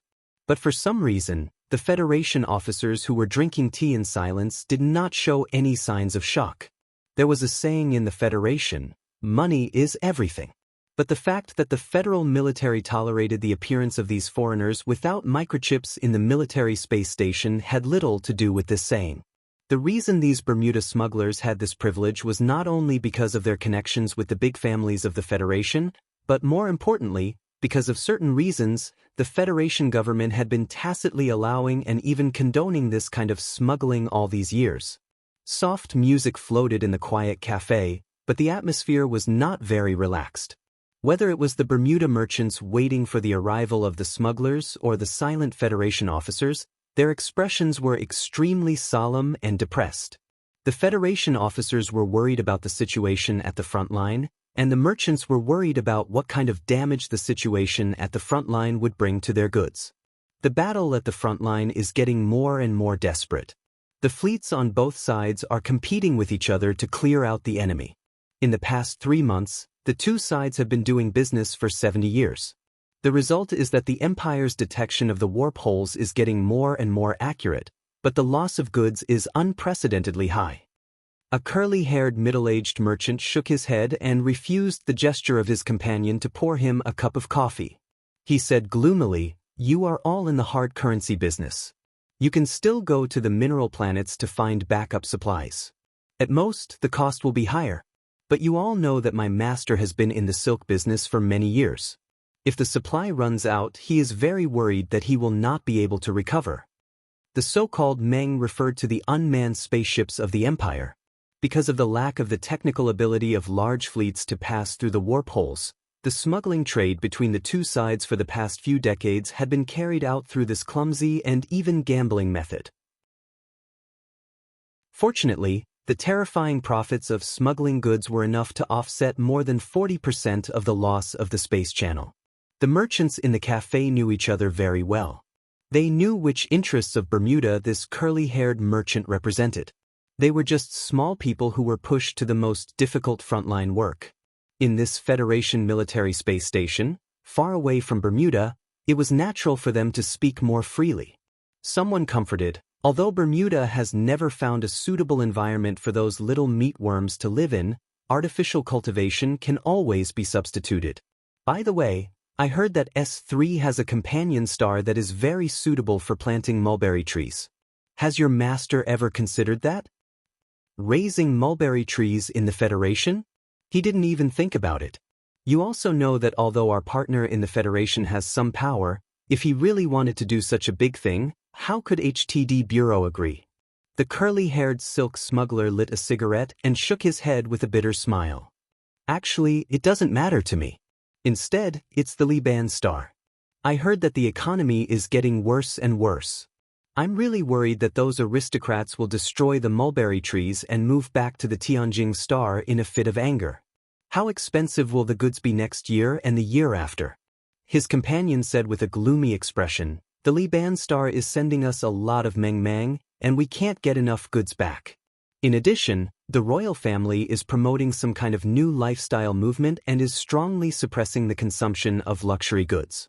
Those aristocrats on the Liban star will definitely leave. Not to mention next year, I dare say that the price of the next batch of goods will be doubled." People who did business were still businessmen.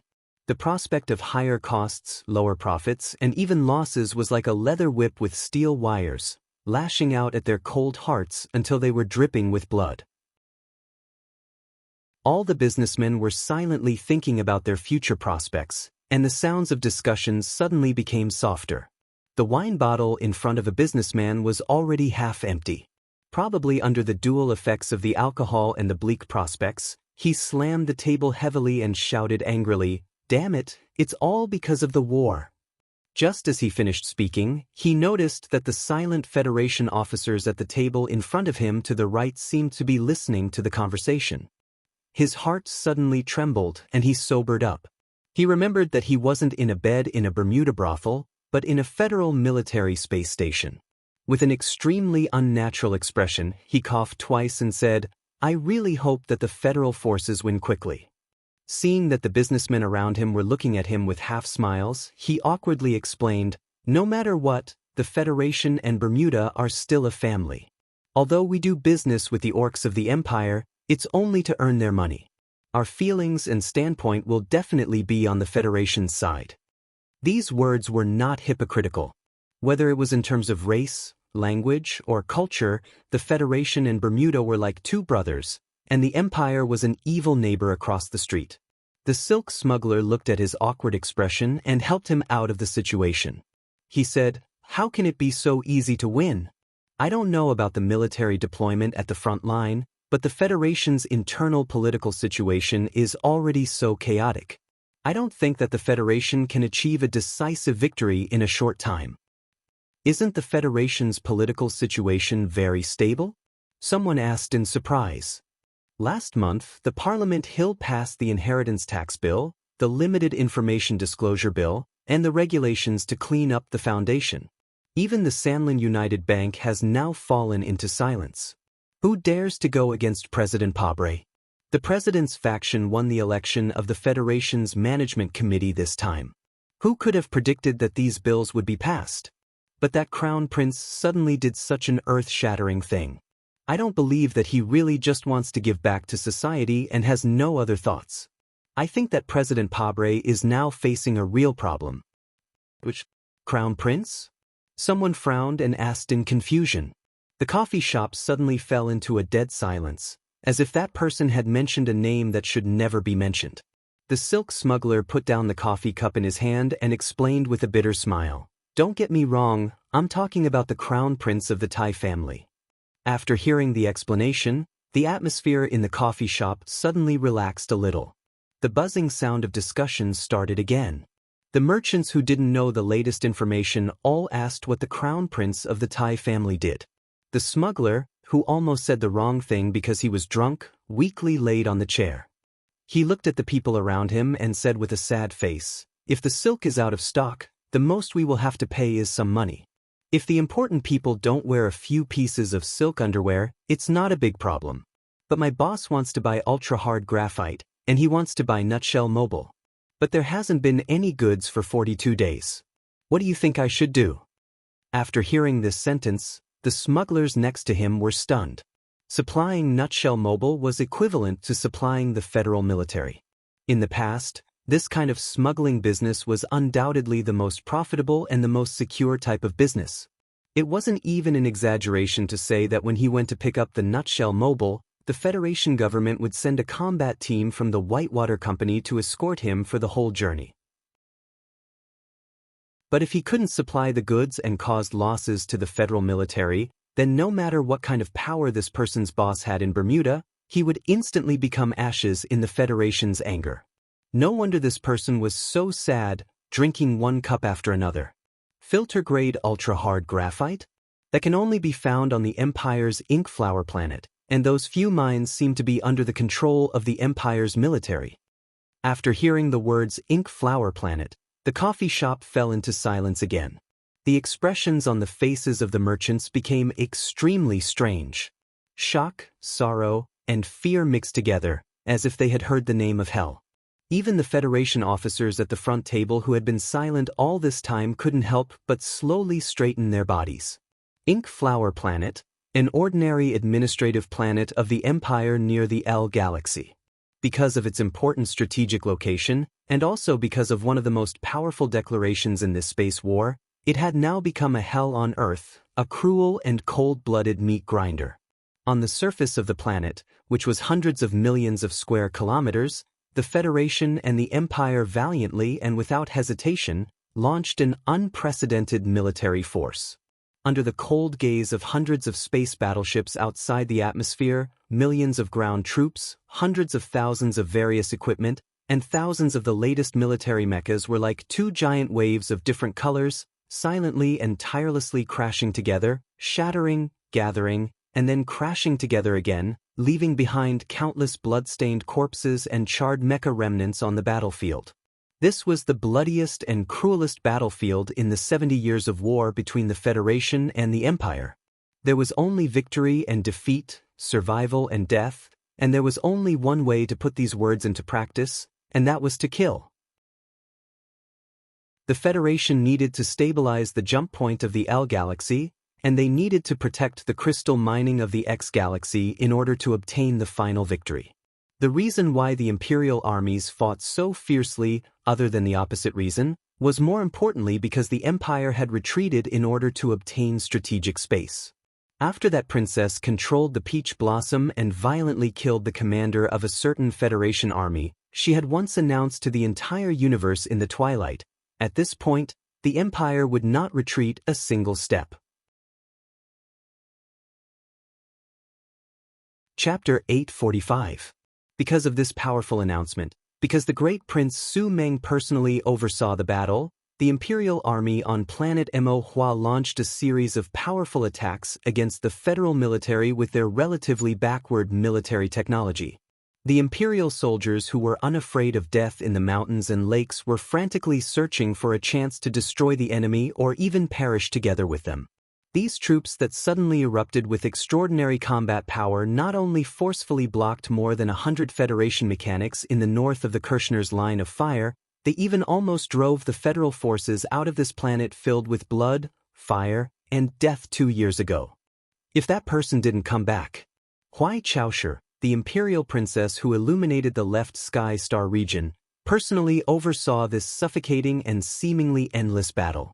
And the famous Federation general who looked at her from across the Black Blood battlefield was Du Shaoqing. Before the 71st year of the constitutional calendar, Du Shaoqing was an extremely unfamiliar name to the Imperial Army and even the ordinary people. At that time, Du Shaoqing was already a famous general in the Federation who had been undefeated in military exercises for 10 years. However, this title of famous general only appeared on paper and in the electronic sand table. It did not have any real deterrence. Even though he led the Iron 7th Division in the counterattack in the West Woods and fired the first shot in the encirclement and annihilation of the Imperial Expeditionary Force, and in the subsequent battles, he demonstrated his powerful commanding ability and won consecutive battles. However, because the West Woods war zone was too far away from Tianjing, he still did not arouse the Empire's real vigilance. The Imperial Army started to really value this famous Federation general in the spring of the 71st year of the constitutional calendar. That year, the Federal forces passed through the Gary Corridor and the Night Scorpion Nebula and launched an all-out attack on the left sky star region. The Iron 7th Division and the new 17th Division were the vanguard, and in successive battles in the Yellow Disaster Star region, the Wooden Bird Star region, and the X or Star region, the Empire's native forces suffered heavy losses. And the most terrifying and powerful unit was Du Shaoqing's Iron 7th Division. In the spring of the 72nd year of the constitutional calendar, the Iron 7th Division and other trump cards were ordered to return to the capital ring to rest and reorganize, and the Empire's frontline troops welcomed a temporary respite. However, when Du Shaoqing led the Iron 7th Division into the battlefield again, the Empire was shocked to find that they did not value this person at the beginning. It was not only because Du Shaoqing had become the commander-in-chief of the Federation's frontline enemy with the rank of lieutenant general, but it was also because in the fierce war on planet Mo Hua, this famous general who was known for his indifference and self-discipline finally blossomed with all his brilliance in the mixed counterattack of the Empire's troops and the passionate and cold princess. Under this cold ice, countless scorching flames suddenly surged out. The command that was more precise and unpredictable than the calculations of the charter computer turned the more than 100 mechanics under Du Shaoqing's direct command into an enormous, silent, and indestructible battle machine. The mixed mecha battle, the joint coordination of the air and ground, and the bridging of the battlefield information system, every step the Federal forces took on planet Mo Hua was so perfect, not leaving any loopholes for the Empire's side.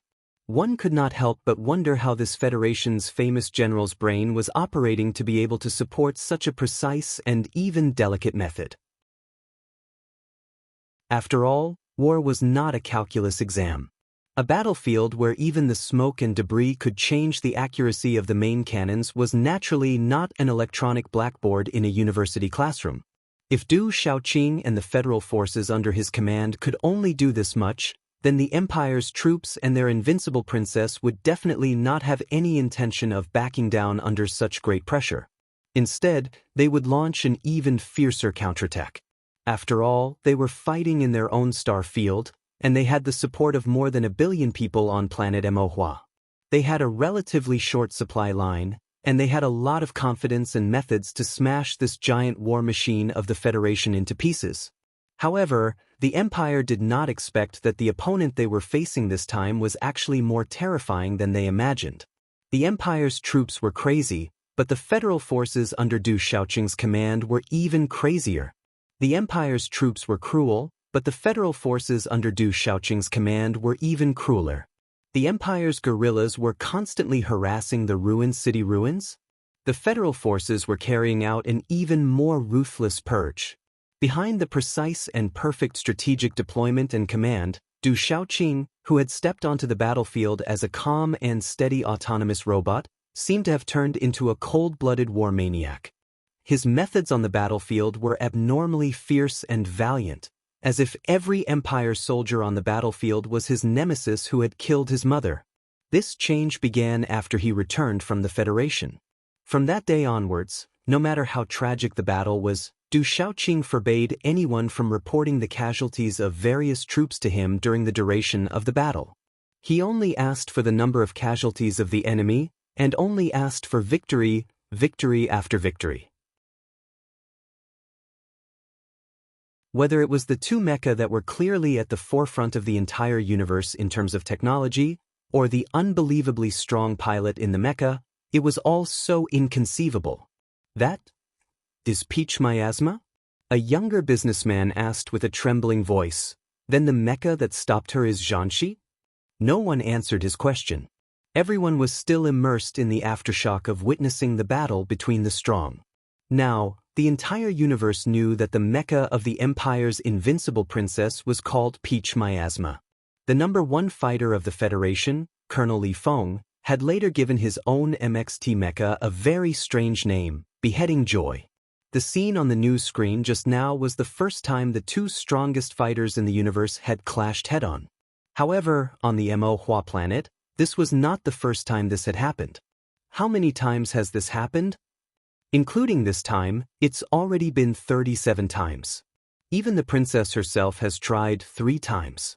It seems that in order to solve Mo Hua planet's predicament, the Empire is really willing to pay any price to kill Commander Shaoqing. If I were a citizen of the Empire, I would make the same choice. A genius commander's influence on the war is too fatal. If we could use assassination to kill him, of course, it would be the most cost-effective choice. The problem is that it was an intense battlefield. Other than the war god, who else could kill the enemy's commander in such an environment? Normally, of course, no one could do it. However, the Empire's princess is obviously not a normal person. 3 times, especially the last time, she had already gotten close to Commander Shaoqing. If that Zhanshi MXT did not leave Commander Shaoqing's side and stopped her 3 times, she might have already succeeded. The silk merchant sighed with emotion, that Her Highness is really too frightening. She actually dared to think like that and act like that. You should know that even if she succeeded in killing Master Shaoqing, she might not have the opportunity to escape. I heard that she was seriously injured in these 3 attempts. Luckily, the Federation still has Madman Li. Otherwise, the outcome of this battle on Mo Hua planet would be really hard to imagine.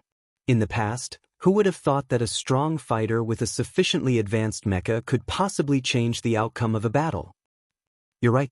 Strong fighters like the Empire's princess and Colonel Li Feng, no matter which side had won more, the situation on the battlefield would immediately change drastically. The problem is, where can we find such a strong fighter? The atmosphere in the coffee shop suddenly became strange because of this sentence. After a long silence, someone sighed softly. There really was one in the past. Chapter 846. Today, the cafe was alternating between discussions and silence. Perhaps it was because of the planet of death, or because of the shocking news, or because of the person mentioned in the exclamation. No one said the name because it had become a taboo for the Federation. On the military space station, even these merchants from Bermuda did not dare to touch it. After a long silence, someone finally could not suppress the curiosity in his heart and asked in a low voice, "Where do you think that person is now? It has been more than 2 years, and we haven't heard of him anywhere. Is he really dead? How could that kind of person die so quietly?" The silk smuggler replied with a serious expression, There are rumors that he has been seen in a mine in the East Forest River West region. His companion beside him shook his head and disagreed. That person can't still be in the Federation. According to many people's speculations, he must be hiding in Bermuda now. With that person's ability, as long as he leaves the glory of the Charter, who can find him? But the last time I came to pick up the goods, I heard a few warship mechanics mention that the ground troops of the old moon base once saw that strange black spaceship flying over Cocky Peak. They swore that their eyes weren't playing tricks on them. Speaking of which, 2 years ago, there was a round of new titles in the Empire, and one of them was a county. The young smuggler had just interrupted when he noticed the strange gazes of the surrounding merchants. He explained awkwardly, "I'm not changing the topic. I'm just wondering if this has anything to do with that person. It's possible that he's from the Empire. According to the Federation, he's at least a prince of the Empire. However, based on the past examples of that person, he definitely won't accept any title of nobility. Instead, he'll quietly hide in the underground sewers of some planet, waiting for the time when the situation is out of control before coming out to stir up trouble." If only that person was still in the Federation. Someone subconsciously let out a sigh. Facing the surrounding gazes, he shrugged and said, "The war god thought so highly of him. If he fought side by side with Colonel Li Feng now, that princess will definitely not be able to hold on. No one on planet Emohua will be able to stop the advance of the federal forces." Ridiculous. The silk smuggler did not hesitate to mock him. "Don't forget that the princess is most likely his sister. Do you expect him to kill his own sister for the sake of the Federation?" The merchant who had just lamented was a little embarrassed by the word absurd. He slammed the table with a red face and said, "How is this absurd? Did you not read the letter? That person has already admitted that the Federation is his home, and he still thinks of himself as a member of the Federation. Those soldiers who died on Emohua planet were all his former comrades or subordinates, and I don't believe that he would watch this happen without doing anything. Are you a member of the Federation?" The silk smuggler said coldly, "The blood that flows in that person's veins is the blood of the Empire. What you want to happen will never happen. Even the word absurd is not enough to describe it. In my opinion, what the Federation should be more worried about is that one day he will suddenly appear in the Empire's army and command them to attack the Federation." The atmosphere in the coffee shop was very strange, or rather, very subtle. No one mentioned that person's name, but everyone knew very well who that person was. Even the originally calm atmosphere changed because of that person.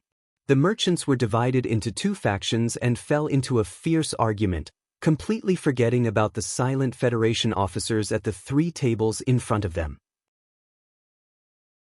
No matter how much you fools brag about him, if that person really dares to lead the Empire's army to attack the Federation, no, as long as he dares to return to the Federation, I don't think any member of the Federation will let him go, and I definitely won't mind using a bullet to end his innately evil life. A Federation officer at the table on the right stood up and turned around to look at the fiercely arguing smugglers. His expression was particularly gloomy and cold, and the words that came out of his thin lips were full of contempt. Hearing this, the expressions of the Bermuda smugglers became extremely unnatural. They humbly lowered their heads and then sat back down in their respective chairs, naturally not daring to continue the discussion on this issue. However, the coffee shop did not fall into a circular, deathly silence. The sound of tables and chairs being pushed rang out from the front left, and another Federation officer stood up. Only when he stood up did everyone realize that this person was actually very tall and sturdy. His military uniform was actually somewhat deformed by his developed muscles, and coupled with his extremely short hair, he was filled with a kind of valiant and speechless feeling. This sturdy officer slowly turned around and looked at the previous Federation officer with narrowed eyes. He suddenly opened his mouth and said, "There is no life that is innately evil." The previous Federation officer who spoke with contempt and coldness was about 30 years old, but the epaulets on his shoulders indicated that he was already a major. Such a young major, if he didn't have a great background, then he had accomplished countless feats on the front lines. Only the accumulated confidence could support his evaluation. However, when he looked at the tall and sturdy officer in front of him, he couldn't maintain his cold and indifferent appearance. With a paw sound, he saluted, but the expression between his brows was great disapproval. Even if you are a lieutenant colonel, you still can't casually question my subordinate's evaluation. Another Federation lieutenant colonel at the table on the left stood up, looked at the tall and sturdy other, and said coldly, "As a Federation officer, could it be that you still want to stand up for an Empire citizen?" The tall and sturdy Federation lieutenant colonel was silent for a moment, and then said, "New 17th Division, Xiong Linquan." Hearing this name, the expression of the Federation lieutenant colonel suddenly became serious. He slowly put on his military cap, raised his chin slightly, and said seriously, "Iron 7th Division, Murong Ku." New 17th Division, Iron 7th Division, Xiong Linquan, Murong Ku. These self-introduction words were like sharp swords, spewing out from the eyes of the two Federation lieutenant colonels standing opposite each other. They cut the air in the coffee shop with a dense chill, and the temperature suddenly rose several degrees. In the distance, the Bermuda smugglers looked at each other, and some of the more cautious and timid people already began to prepare to leave. Iron 7th Division's Defense Battalion Commander Murong Ku said calmly, "I'm here to pick up the new recruits. You know that our division has suffered too many losses." Xiong Linquan fastened the collar around his neck and said coldly, "Similarly, our division's casualty rate is not lower than yours." The heavy casualty rate should have been sad, dejected, or at least low, but in the words of these two people, there was an unquestionable sense of pride. It was not that they were numb to the loss of their comrades, but that it represented how badly their respective troops fought on planet Mohua, and how powerful they were. It was just like how the real military medal of a soldier was the scars on their body. "Lieutenant Colonel Xiong, do you have any objections to what my adjutant said just now?" Murong Ku stared at his face and asked, "Just now I said that I would stand up for an Empire citizen, and it seems that I was wrong. But I don't understand. Do you feel proud that an Empire citizen has appeared in the new 17th Division and your 7th Division? If that guy dares to appear on the battlefield as an Empire citizen in the future, I will be the first to shoot. Even if he has to be killed, it can only be us. And before that, I will not allow anyone to speak ill of him in front of me, especially such a ridiculous sentence. Could it be that your adjutant hasn't been weaned yet?" Because of this question that was full of sarcasm, the sound of tables and chairs being pushed away rang out loudly. The soldiers of the Federation around the table suddenly stood up and stared at each other warily. They subconsciously clenched their calloused fists, not hiding the fighting will on their faces at all. As the two most famous ace troops of the Federation, the new 17th Division and the Iron 7th Division had too many historical grudges. They had fought side by side on the battlefield before, but behind the scenes, who knew how many fierce conflicts had occurred secretly? With the death of the god of war, the escape of the small-eyed man, and Division Shaoqing becoming the Federation's frontline commander-in-chief, the Iron 7th Division undoubtedly had the absolute upper hand. But under the suppression of Du Shaoqing and Yan Ming's military discipline, this competition that was deliberately allowed by the military leadership did not go out of control. Instead, it had been fermenting and heating up in the dark. At this time, most of the soldiers who stood up around the table were new, but they had already learned about the glorious history of their respective troops and the story of these two opposing mountains from their instructors in the intensive training camp. Now that they suddenly confronted each other, they did not dare to show the slightest hesitation. Xiong Linquan's face was still indifferent. He did not care about the tense atmosphere at all. His eyes moved from Murong Ku's face to the young major of the Iron 7th Division. The corner of his mouth slightly curled up and he said mockingly, "You want to destroy that innately evil life with one bullet? Before you say this, you should ask your battalion commander how many troops your division sent out and how many bullets you fired in the training camp, outside the military court, and in the wilderness beside the high-speed railway. As for glory..."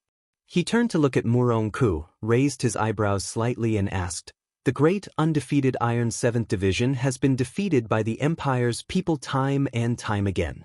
Do you think it's glorious?" In the circular corridor at the edge of the space station, More than a dozen officers stood in the smoking area. Through the transparent material in front of them and under the soles of their feet, they looked at the deep and endless dark universe. A second lieutenant who had been recruited into the new 17th Division from the South Kazhou Special Forces finally could not hold back the strong doubts in his heart. He asked his superior beside him, "So Instructor Xiong is really from the 7th Division? I was wondering why he looked so familiar in the training camp. So I've seen him on TV before." "Then don't you think I look familiar too?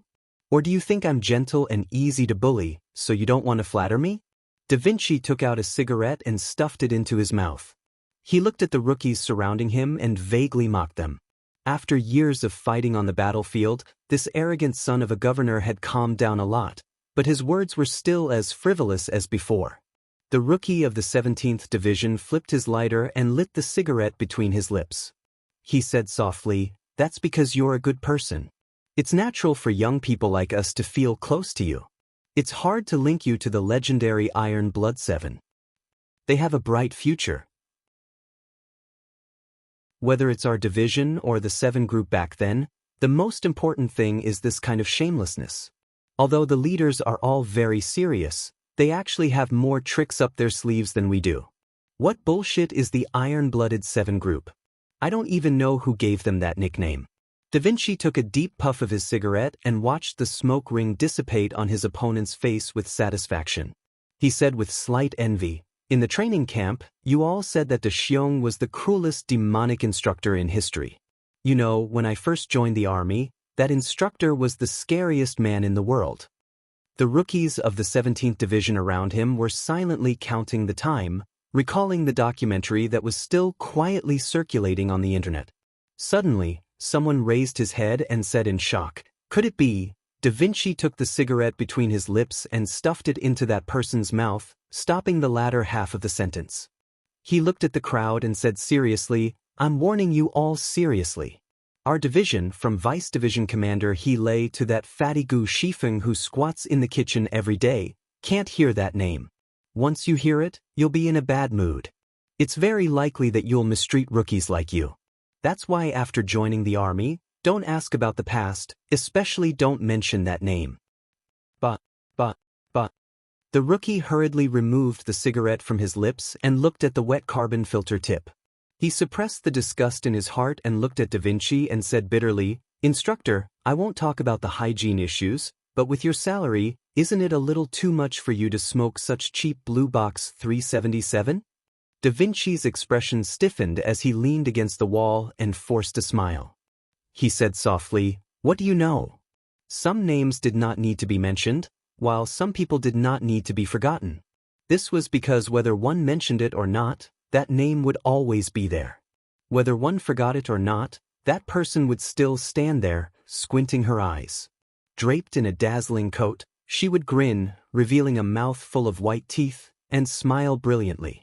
Just like the beautiful girl wearing a light blue dress on all the television screens in the space station, walking slowly under the clear lights, no matter how long she had not appeared in front of the people of the Federation, no matter if she was a lonely and innocent girl in a soap opera, or a young female commander who often dozed off on the USS Enterprise, no matter if her hair was purple or black, she would always stand there quietly and charmingly, receiving billions of fiery gazes, warm applause, and even uncontrollable tears. This was the Federation's news channel, Channel 23. It was the live broadcast of the national idol, Jian Shui's official comeback concert by the 3 major private television stations. As the national idol that was most deeply rooted in the hearts of the people in the 37th constitutional era, Jian Shui had disappeared for too long. The last time she sang on stage was in the spring of the 70th constitutional era. She sang the ending theme of the documentary that had won countless awards. The last time she appeared in the eyes of the people of the Federation was at the funeral of the war god Li Pifu. After the war god's funeral, the image of Miss Jian Shui, holding the black and white portrait and walking crying made many people feel heartbroken and sad, but at the same time, it also led to some speculation. On the screen, the female news anchor of the Federation's news channel had obvious wrinkles at the corners of her eyes. She looked at the draft that had just been delivered and slightly frowned. She immediately adjusted her emotions and looked at the camera with a smile and pride. According to the confirmation sent back by Colonel Li Feng from the front line, our charming Miss Jian Shui, whose real name is Jian Muzi, has the blood of the great Lis of Philadelphia flowing in her body. This comeback concert will be held in the Linhai State Gymnasium and fully sponsored by the Xiao Shu Foundation. All the proceeds, including the cost, will be invested in the Veterans Association. The female anchor looked at the words that were obviously added on the teleprompter at the last minute and was clearly hesitant. It's called The Silent March. She sorted out her emotions as fast as she could and changed the topic. Today, Miss Jian Shui officially made her comeback and will be singing her first new song. So, before we enjoy the performance of the national idol, let us quickly review the touching laughter and tears she brought to all the people of the Federation since she was 12 years old. The hologram began to quickly play the scenes that were still fresh in the memories of the people of the Federation. The voiceover quickly repeated the honor that the national idol had once received and the influence that she had once caused. However, it was very cautious not to mention the concerts that had once brought the title of Bane to Jian Shui. As for the scandal that had once caused the entire Federation to be extremely lively, there was not a single word about it. Under the hologram that flowed like a waterfall, Jian Shui, who was wearing a light blue dress, slowly walked to the center of the stage. Under the careful carving of time, the national idol of the past had gently thrown away the word girl in the middle. In the blink of an eye, she was even more charming than before and could only be described as boring and perfect. She calmly smiled, so the entire Linhai State Gymnasium was quiet and a smile appeared on the faces of all the audience. She was originally the one and only idol of the Federation, and now it was confirmed that the blood of the Lis of Philadelphia flowed in her body. Her legendary color increased a bit. Her mysterious and seductive color increased a bit. Every frown, smile, raise wrist, and blink of an eye attracted the attention of countless people. Without any pleasantries, Jian Shui directly began to sing. When the first word flowed out of her red lips and sounded along with the microphone, the hundreds of thousands of audience members in the concert began to crazily shout and scream. In front of the TV screens of thousands of households, who knew how many aunties were looking at her with affection, as if they were looking at a daughter who had not returned home for a long time. Who knew how many uncles were hugging an old pillow with her face printed on it and crying, as if they had seen their daughter finally being taken away by a miserable young man with a face full of acne. Although time was not necessarily an evil butcher's knife, it could really change a lot. The song echoed in the Federation. Before you left, the old man said goodbye to us in advance. That black coffin floated above the sea of people. Crying, I held his photo and walked alone in front of the crowd. There was an old woman who left the nightclub and silently guarded a tombstone without any words. There was a restaurant in Bermuda that had a new dish called scorpion tail. The broccoli beside the dish was like a beautiful man under the sun. His smile was as bright as the fireworks. I sat by the lake and gently stroked the edge of the blue stone, thinking about the stories you told me. I was tired of looking at the water, so I went to the big iron gate and passed a cigarette through the fence like a certain someone, but you were not there. In the past few years, I have been to many places. The aunties you mentioned are still in the market below the apartment. Lin Yuan really did tear down the airport that you thought would disturb the mood of eating, but when you think about it carefully, there was actually no trace of us here. I used to think about my parents and their hometown. I imagined how they would fight in the kitchen with a kitchen knife. If I was there then and I am here now, would I hide in the cupboard and tremble or what? After you left, no one bought plain porridge in the Linhai State Library. There was no raindrop under the stadium. There was no sequel to that documentary. There were only real stones left in the mines of Donglin. The seats on Parliament Hill did not change, but the people in them kept changing. I stood in the same place as before, quietly looking at the seats below and above, but I could no longer see your face. In the windmill night, Schiller said that we have to dream those impossible dreams, defeat those undefeatable enemies, endure those unbearable sorrows, and go to places that even the brave dare not enter. However, when I was young, I packed my backpack and wanted to go to the Westwoods to see the sea, but I always fell asleep under that tree halfway. What about you after such a long time? Did you also sleep soundly?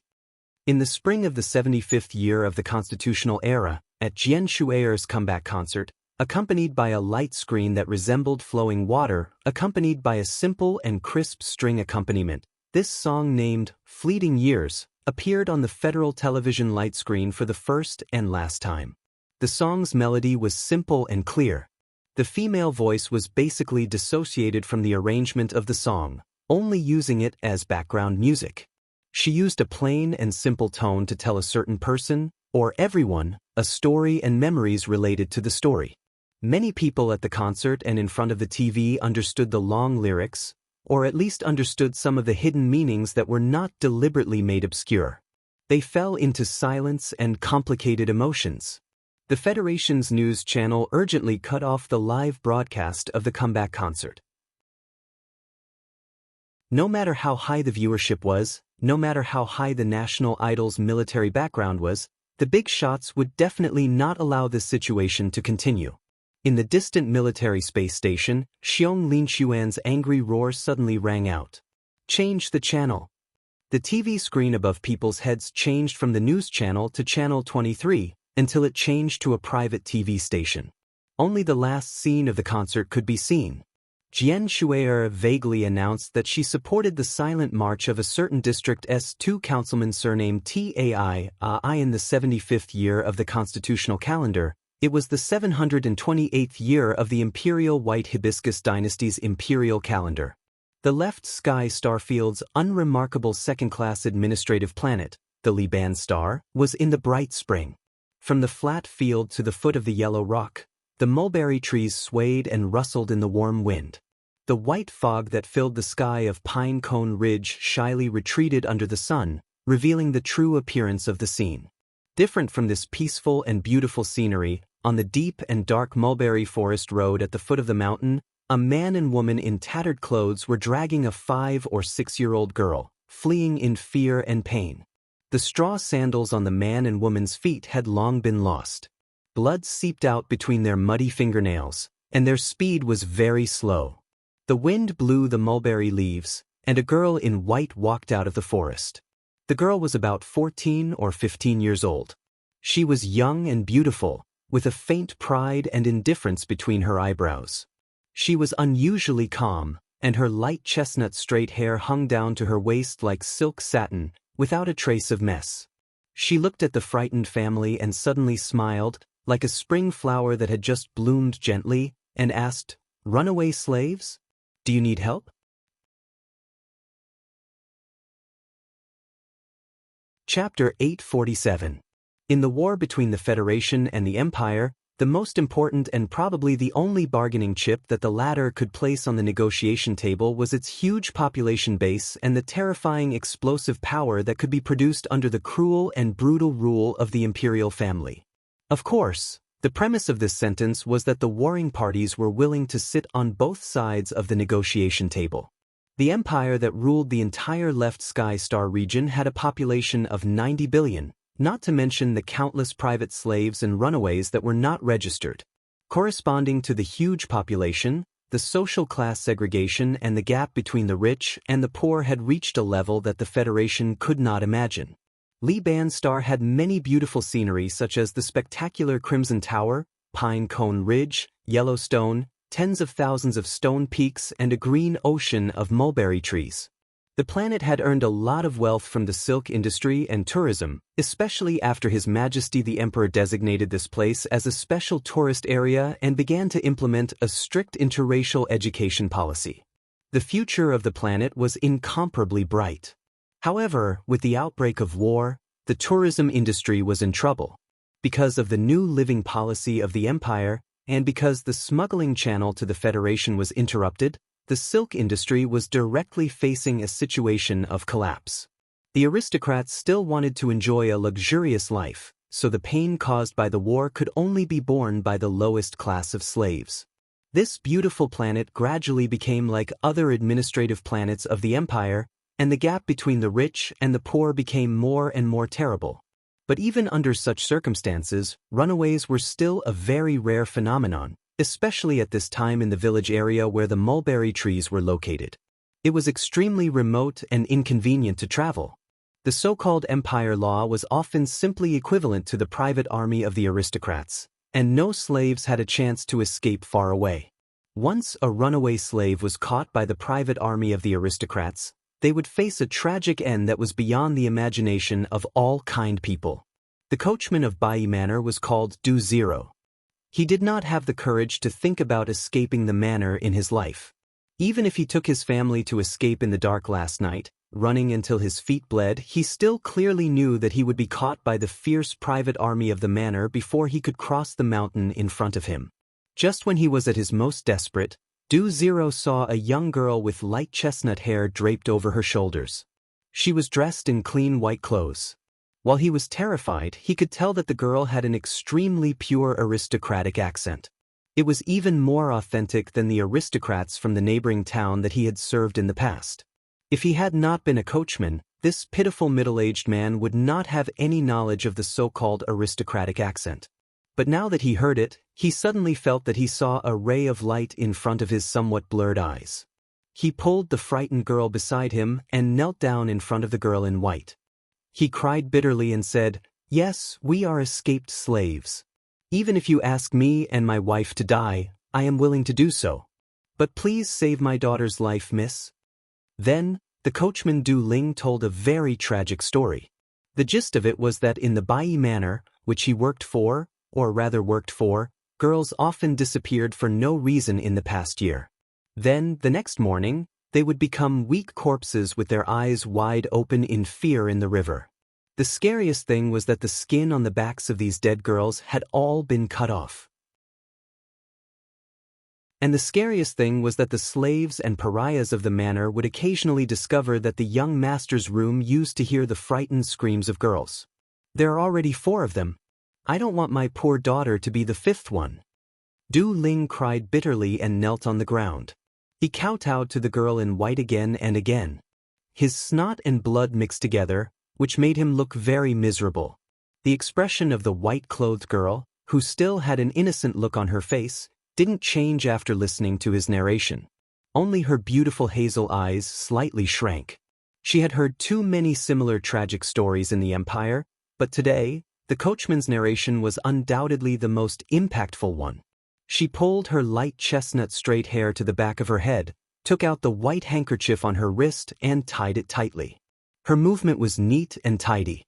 She said to the family of 3 kneeling in front of her, "You go to Whirlpool Town and hide for at least 6 days. Be careful and you should be fine." After saying that, she walked along the rugged dirt road to the depths of the quiet mulberry forest. From the other end of the dirt road came the sound of wheels rolling on the road, mixed with vulgar curses. Coachman Du Ling looked at the girl's back and shouted in panic, "It's dangerous over there. Those guys can't recognize that you are a noble lady." But it was too late. The private soldiers of Bai Manor who were in charge of hunting down the escaped slaves appeared in front of them in an old diesel car. These noble private soldiers, who were known for their cruelty, were obviously prepared to torture their target all the way back. "Oh, what a beautiful girl!" A bearded private soldier looked at the girl in white in front of the car and screamed excitedly. However, the girl in white did not want to let this story, which had been repeated countless times in history, repeat itself. She directly interrupted his words. Her light chestnut straight hair, which was simply tied into a ponytail, swayed in the wind of the mulberry forest. A small caliber pistol appeared in her hand out of nowhere. The gun barrel flashed, and the bullet tore through the air at high speed and accurately hit the private soldier's right shoulder. Puff, puff, puff, puff. Muffled gunshots rang out continuously. The private soldiers of the noble manor were shot one after another. They rolled off the diesel car and painfully rolled on the wet, muddy road. Because of the need for governance, the Empire's gun control was even stricter than that of the Federation.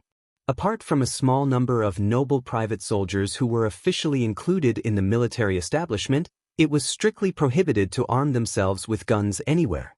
This group of arrogant private soldiers saw this slave chase as a relaxing and joyful job as a spring outing. Before they set off, they did not think to apply for guns at all. They also did not expect that they would meet a young girl who could shoot continuously without batting an eyelid and with unbelievable accuracy. The girl in white moved her gaze from the smoking gun barrel to the wounded private soldiers on the ground.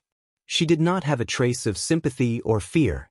She walked forward and calmly examined the wounds of these people, and then continued to walk into the distance. Looking at her back disappear into the depths of the mulberry forest, one could faintly hear her mumbling strange words like the upper quadrant nerve was damaged, the phrenic nerve was torn, the blood loss was slow, and the loss of combat ability could be faintly heard. It gave one the feeling that she was reciting the answers to an exam. The family of the escaped slaves who were hiding in the mulberry trees by the roadside gradually reacted. Coachman Du Ling looked at the empty depths of the mulberry forest in disbelief. Looking at the burly men who had fainted from the pain, he could not help but rub his eyes, unable to believe what he had seen. Yellowstone belonged to Her Majesty and the noble tourists of Tianjing planet. The mulberry field at the foot of the mountain and everyone who lived there belonged to them. This was the understanding of the noble young master of Bai Manor, Luo Kan, and countless generations of his ancestors. Gently sliding his finger across the smooth leather, young Master Luo Kan greedily felt the delicate touch from his fingertips. He praised, "Look at this hole, no kind of expensive fur can compare to it. Young virgins are indeed a shortcut to heaven." At this moment, the door of the room was pushed open, and a young girl slowly walked in. Because of the backlight, only the edges of her light chestnut hair could be seen, and her face could not be seen clearly. "Who's the one who found this replacement to please me? How can you do things at such an old age?" Young Master Luo Kan looked at the young girl angrily and cursed in a sharp voice. However, as the young girl's beautiful face appeared under the light, his voice paused slightly, and he sighed in satisfaction. "What a pair of mysterious eyes. You're really like a cat. Although you're a little older, you're very beautiful. I like you very much." The young girl who walked in front of him was indeed as obedient and quiet as a cat. She opened her light eyes curiously and stared at the space between his legs. Young Master Luo Kan smiled obscenely and spread his legs so that she could see more clearly. However, he did not know that when a cat looked at something seriously with this kind of gaze, it was usually a precursor to launching an attack. With a puff, the sharp knife in the young girl's hand slowly pierced into his lower abdomen. Her white little hand slightly exerted force, and the knife slightly trembled and twisted in the young master's abdomen. She drew a clumsy circle and carelessly cut off the disgusting thing, as if she was cutting garbage. The young girl seriously moved her hands. Under the dim light, the neat bangs on her forehead gently swayed. No matter how sharp the knife was, the process of slowly and clumsily cutting skin, fat, muscle, and nerves would be the most terrible and painful process in the world. Young Master Luo Kan's face was pale. He lowered his head to look at the spurting blood, and then raised his head to look at the young girl who had already jumped very far away. His lips slightly trembled, as if he wanted to say something, but in the end, only the most miserable scream could be heard. He did not faint, but the pain was too much for him to faint. When the mournful howls entered his ears, he could no longer feel the so-called joy and happiness. When he looked at his own body that looked like a rotten leather bag by his feet, he could no longer feel a trace of the so-called beauty of a work of art. At dusk, young Master Ba Luo Kan's body was hung above the gate of his manor. His eyes were wide open in horror, and there was a horrible hole between his naked legs. The way he died was very horrible. The setting sun was very warm.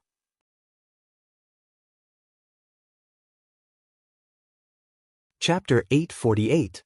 Master Ba Yi took a helicopter and rushed back to the manor. He didn't even look at the dozens of corpses of guards and the sticky blood on the soles of his shoes.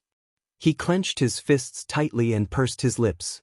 With bloodshot eyes, he stared at the corpse on the gate of the manor that was swaying in the strong wind caused by the rotor. Under the starlight, the pale body that had died in an extremely wretched manner with his legs dug out was his son. In the shortest amount of time possible, This old noble had roughly understood what had happened in the past 2 days from the housekeeper. Because of his almost insane anger, his old body that had been drained by wine and women began to tremble uncontrollably. His lips were also trembling, as if he was muttering an incomparably venomous curse. The empire's slave law that was revised 40 years ago prohibited any noble from killing slaves. However, slaves were the private property of the nobles. Even if they were killed, the nobles would only have to pay compensation and a fine. At most, they would receive some light criminal punishment. Therefore, in the eyes of the nobles, whether it was the escaped slaves or the young daughters of the lowly commoners, they were no different from animals. The cruel rule would inevitably lead to fierce resistance. The rebellions of the slaves and lowly commoners rose and fell one after another. A few years ago, the courage of all the planets finally disappeared after the elite troops led by Butcher Cotton personally beheaded more than 10 million people. After that, even though Duke Carlton was assassinated and a rebellion broke out in Tianjin planet, no one dared to go against this deformed system. It was hard to imagine that such a noble young master with a noble title would end up in such a pitiful state.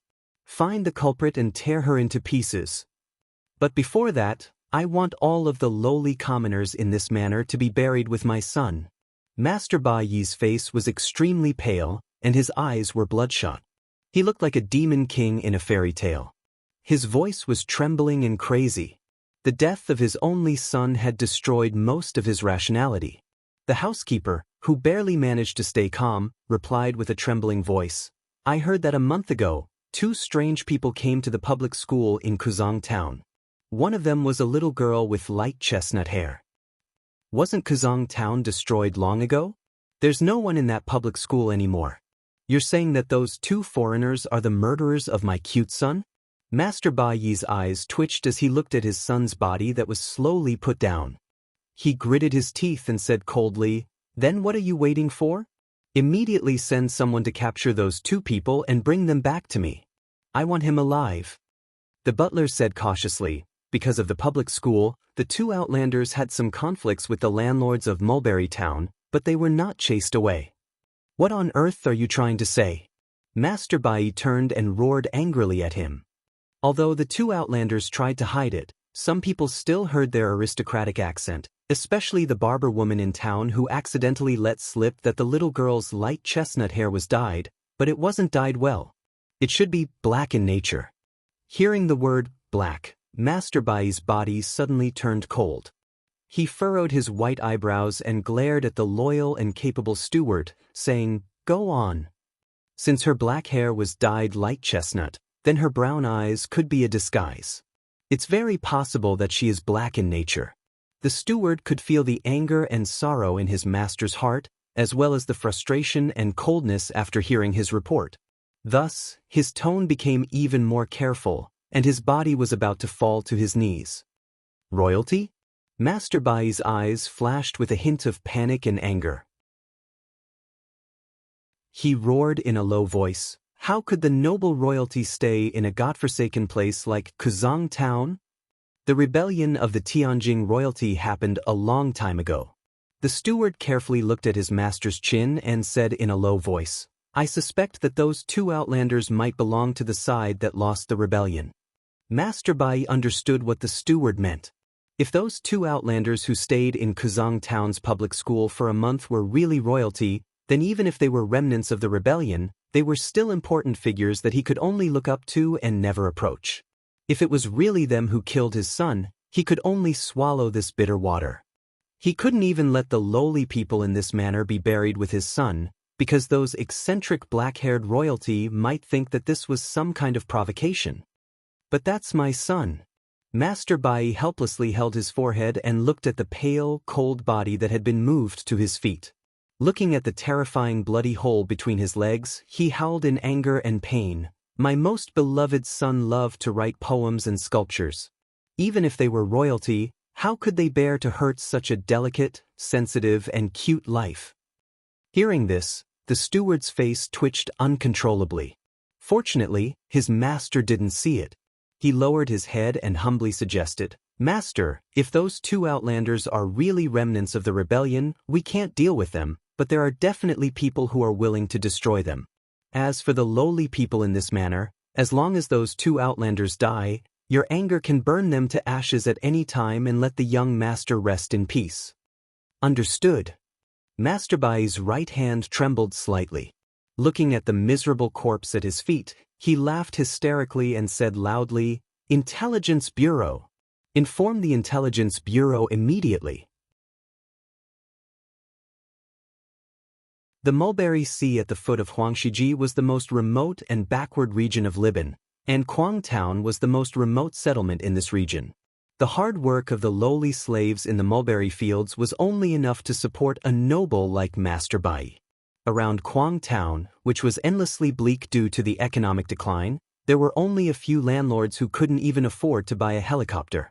The more backward a place was, the more severe the oppression was, and the harder the life of the lower-class people was. Whether it was the Federation or the Empire, Donglin or Libin, human society could not escape this rule. It was the same around Quang Town. The few landlords who had a small number of private soldiers used the whip in their hands and the laws of the empire to harshly exploit their workers and slaves, unceremoniously shifting the consequences of the decline of the silk industry onto those poor people. On a certain day in early spring, two people who clearly came from other places walked into Quang Town's public school. Because there were no teachers and the funding for education had been withheld, this public school had been abandoned for many years, leaving only a few dilapidated rooms. However, the two foreigners somehow obtained several hundred books, and then on that beautiful spring afternoon, they announced to everyone around the town that the public school would once again begin to enroll students. From that day on, the situation around Quang Town underwent a fundamental change. The crude landlords no longer dared to casually whip their slaves and workers, or at least, they didn't dare to proudly and publicly punish them. As for those child laborers, who in their eyes could climb trees like monkeys, for the first time, they had the courage to refuse their master's orders. Instead, they picked up their worn-out school bags and walked into the school. There were many reasons for this change. Apart from the fact that the young female teacher with chestnut-colored hair was able to completely and fluently recite His Majesty's education policy to the less educated landlords, her fluent noble accent was also the most important reason. Of course, the most important reason was the tragic experience that happened in the middle of the night that the landlords never wanted to recall. There was a quiet path in the mulberry forest, and at the end of the path was a dilapidated school. This was Quang Town's public school, which gave the ignorant young boys and girls a rare sense of hope and warmth. Countless years of strict class segregation meant that this public school, which was established in response to His Majesty's education reforms, did not have any children of nobility. What was even more troublesome was that teachers with sufficient knowledge were often of noble status. They were simply unwilling to teach these lowly commoners or even slaves. As for the few commoners who had received a complete education, because they yearned for the beautiful life of nobility or even Tianjing planet, they did not place their proud and arrogant sights on these remote and mountainous schools. A school without teachers was like a palace without an emperor, a home without a mistress. It could only decline and wither day by day. Thus, in these few years, Quang Town's public school had become a pile of ruins even earlier than this town, until the appearance of a young female teacher with chestnut-colored hair. The wind rustled through the dense branches of the mulberry forest. In the faraway mulberry field, silkworms were chewing on mulberry leaves, making rustling sounds. In the dilapidated public school classroom, the young female teacher's slightly hoarse voice rang out. When the commoners who were playing ball on the field heard her shout, they immediately ran into the classroom and sat behind their desks. They carefully flipped open the brand new textbooks in front of them, and then raised their heads with a pious attitude as if they were on a pilgrimage to look at the young female teacher on the podium who was even younger than them. Before class starts, I have something to say. In the future, don't come running to me to ask me questions about the laws of the three-body system just because you read a science fiction novel in the library. The young female teacher was wearing very ordinary clothes today, with anti-friction sleeves. She looked at the students below and shrugged cutely. Although this is a problem I solved when I was 13 years old, If you want to reach a level where you can understand the answer, you need to go to Guangxi State National University to study cosmic physics for at least 2 years. When the students below heard the words, National University, their faces naturally darkened. Being able to sit in class like the children of nobility instead of climbing up and down the mulberry tree every day was already the best life they could imagine. Going to Guangxi State's National University to study was something they did not even dare to think about. Only with ideas can there be action. Only with action can there be a possibility of success. The young female teacher neatly tied her chestnut-colored hair to the back of her head, picked up a piece of chalk, and wrote a line of beautiful imperial characters on the blackboard. She crossed her arms and looked at it with satisfaction. Then, she turned her head and said to the students, "This sentence was said by someone. Although I hate that person who is neither male nor female, I have to admit that this sentence is very correct." The students below tried very hard to distinguish the words that were still not friendly enough to them. A boy beat them to it. If humans have no ideals, then what is the difference between them and salted fish?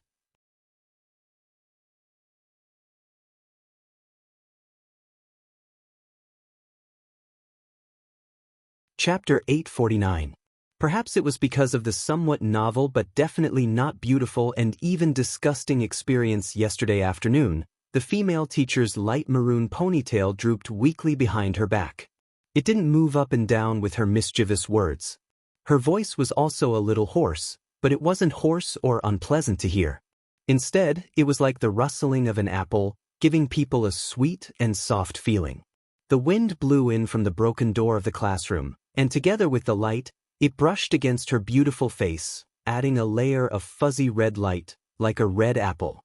At least many of the male students below the podium thought so.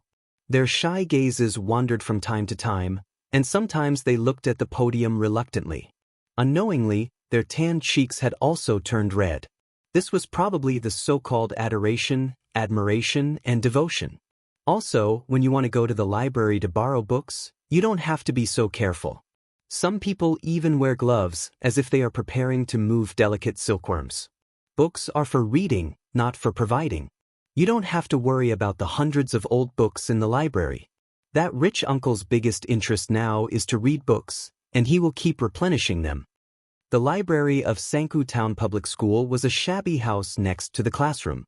Several layers of books were piled up on the bookshelves, and the dust on the ground was full of students' curious footprints. There was no sign of the quiet and clean appearance of a library at all.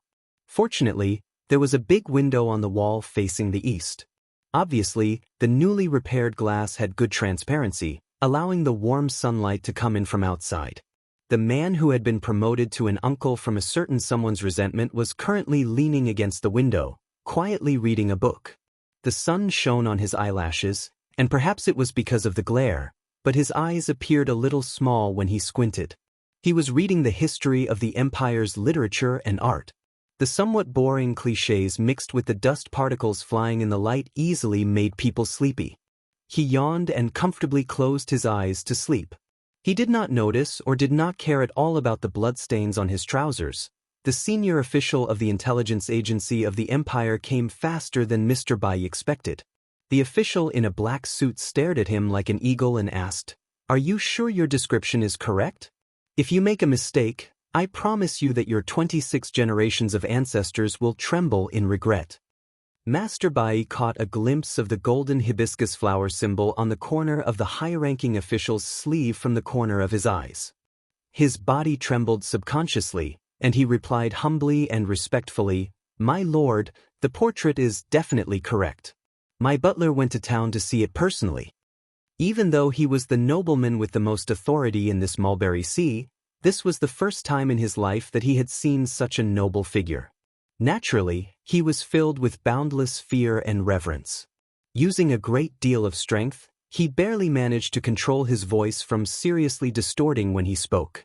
The high official of the Intelligence Bureau took off his leather gloves and slowly swiped his finger across the electronic light screen. The portrait of the small-eyed man and the girl on the light screen immediately changed. The light chestnut hair and brown eyes turned pure black. He examined the two portraits seriously for a long time. After confirming that the cold aura on his body suddenly disappeared, he nodded in satisfaction and said to Master Bai beside him in a deep voice, "You have done a good job. The Bureau will reward you." As the most loyal subject of His Majesty, I don't need any reward. I only hope that my lord can capture and kill these two evil traitors. In this way, my poor child can be comforted in the afterlife. Master Bai was sentimental for a moment. He wiped the corners of his eyes and asked with irrepressible hatred, "My lord, are they really the remnants of the rebellion?" Hearing his previous words, the expression on the face of the official of the Intelligence Bureau became a bit strange. He looked at the man with a cold smile and said, "Is this something that you are qualified to know?" The people who received the information and rushed to the manor as quickly as possible were an entire elite action team of the Intelligence Bureau. As a special department personally led by His Highness, the action team of the Intelligence Bureau had unimaginable terrifying power. In less than half an hour, more than 30 secret agents had investigated the manor and even restored the scene of the cruel tragedy with great precision. The indifferent officers of the Intelligence Bureau did not pay any attention to the humble fawning of the lesser nobles around them. Through the secret channel, they sent the information and the precise location of the target to the solitary planet. The information traveled in the dark space, and there was no telling where it would end up. Looking at the military helicopters equipped with advanced weapons disappearing in the sky, Master Bai showed a cold smile on his face. He turned around and looked at the lower nobles and said in a cold voice, "Those lowly people think that they have the protection of the remnants of the royal family, so they dare to go against us. When the two remnants of the royal family are executed, I want to see them bleed and cry at my feet." "So we are waiting for the news here now?" someone asked respectfully in a low voice. Master Bai was steady, shrewd, and conservative. Naturally, he would not take the initiative to launch a cold-blooded revenge on the lowly people before the result of Mulberry Town came out. He slowly stroked his dark brown hair and said with a cold smile, "I want to go to that rundown town. I want to see the two remnants of the royal family torn to pieces by the Intelligence Bureau with my own eyes. Only in this way can I dispel the resentment in my heart." When Master Bai walked out of the helicopter with his head down and walked to the school at the end of the mulberry path under the protection of the guards, the elite action team of the Imperial Intelligence Bureau had already completed the siege of the rundown buildings. The black-clothed secret agents with serious expressions were blocked outside the classroom by dozens of angry lowly students. The situation was tense. The black-clothed secret agents of the Intelligence Bureau were holding cold metal guns in their hands. The black barrels of the guns could shoot out deadly bullets at any time. The students in front of them only had a few shovels in their hands, while the rest had chairs in their hands. The difference in strength between the two sides was so great that it could not even be described as a comparison. However, these poor students, who were at most 16 or 17 years old, still bravely stood in front of the secret agents. The students' faces were red. It was not because of the admiration in the classroom, but because of fear and anger. They roared desperately and valiantly, "No one can hurt our teacher." The Intelligence Bureau official standing at the front looked at the scene in front of him. Thinking of the silence in the classroom, he became more and more nervous. His face became more and more gloomy. He ordered coldly, "Charge in." The content of this order was a little strange. Charging in instead of shooting was not in line with the rumor that the Intelligence Bureau killed people without batting an eyelid. The expressions of the 30 or so secret agents in black did not change. They put away their guns and pushed the students in front of them away in an extremely rude and unreasonable manner. They forced their way into the classroom. Under the shadow of the mulberry tree outside the broken wall of the public school, Master Bai and the small nobles looked at this scene with smug and cold smiles on their faces. Seeing that the secret agents in black were about to rush into the classroom, a female student in the periphery cried and screamed, "Everyone, let's fight." All the poor students in the classroom had red eyes. They picked up the chairs and shovels in their hands and smashed them at the secret agents in front of them.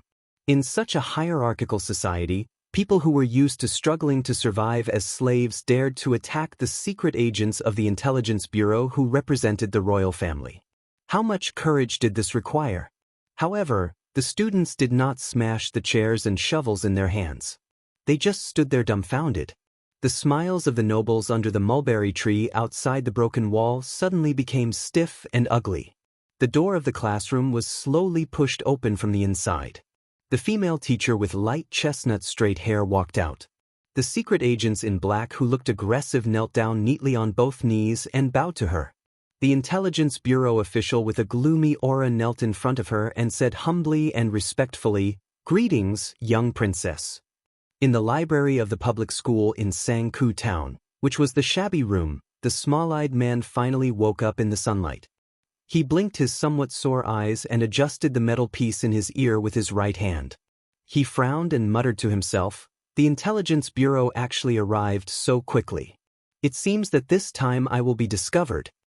The pair of thick eyebrows that were as straight as knives slightly raised. He stood up and walked to the door, saying angrily, "What do you mean by sleeping like a pig? Can't you wake me up if you speak louder? I don't know where you got this weird temper. Now you always talk like a mosquito." There was no one in the room at this time, but it seemed that he was talking to someone. He pushed open the door and walked to the field. He looked at the secret agents in black kneeling all over the ground and felt the strange silence in the field. His expression did not change at all, and he slightly crossed his feet.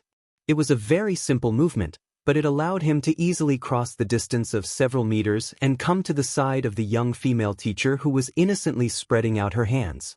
He reached out and held the girl's slightly cold hand, turned around and left without hesitation.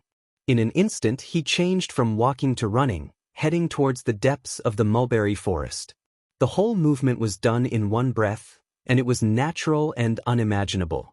The secret agents in black kneeling on the ground did not react until the two figures, one big and one small, disappeared into the quiet mulberry forest. Especially the Intelligence Bureau official, who pointed at the empty dirt road with an extremely frightened expression on his face. Chase after them. Because of the endless fear, the usually pampered official suddenly burst out with an unprecedented ability. He jumped up from the ground, and with more than 30 black-clothed secret agents behind him, he desperately chased after the two barely visible figures like a field mouse migrating in the flood. While running, he shouted in pain, "Hey! Your Highness! Your Highness!" On the field of the public school in Sang-ku town, the poor students stood in the same place at a loss. They were still holding chairs and shovels in their hands. Some of them did not realize what had just happened. The aristocrats in the shade outside the broken wall who reacted faster had already fainted one after another like the mulberry trees that were cut down. They could no longer stand up.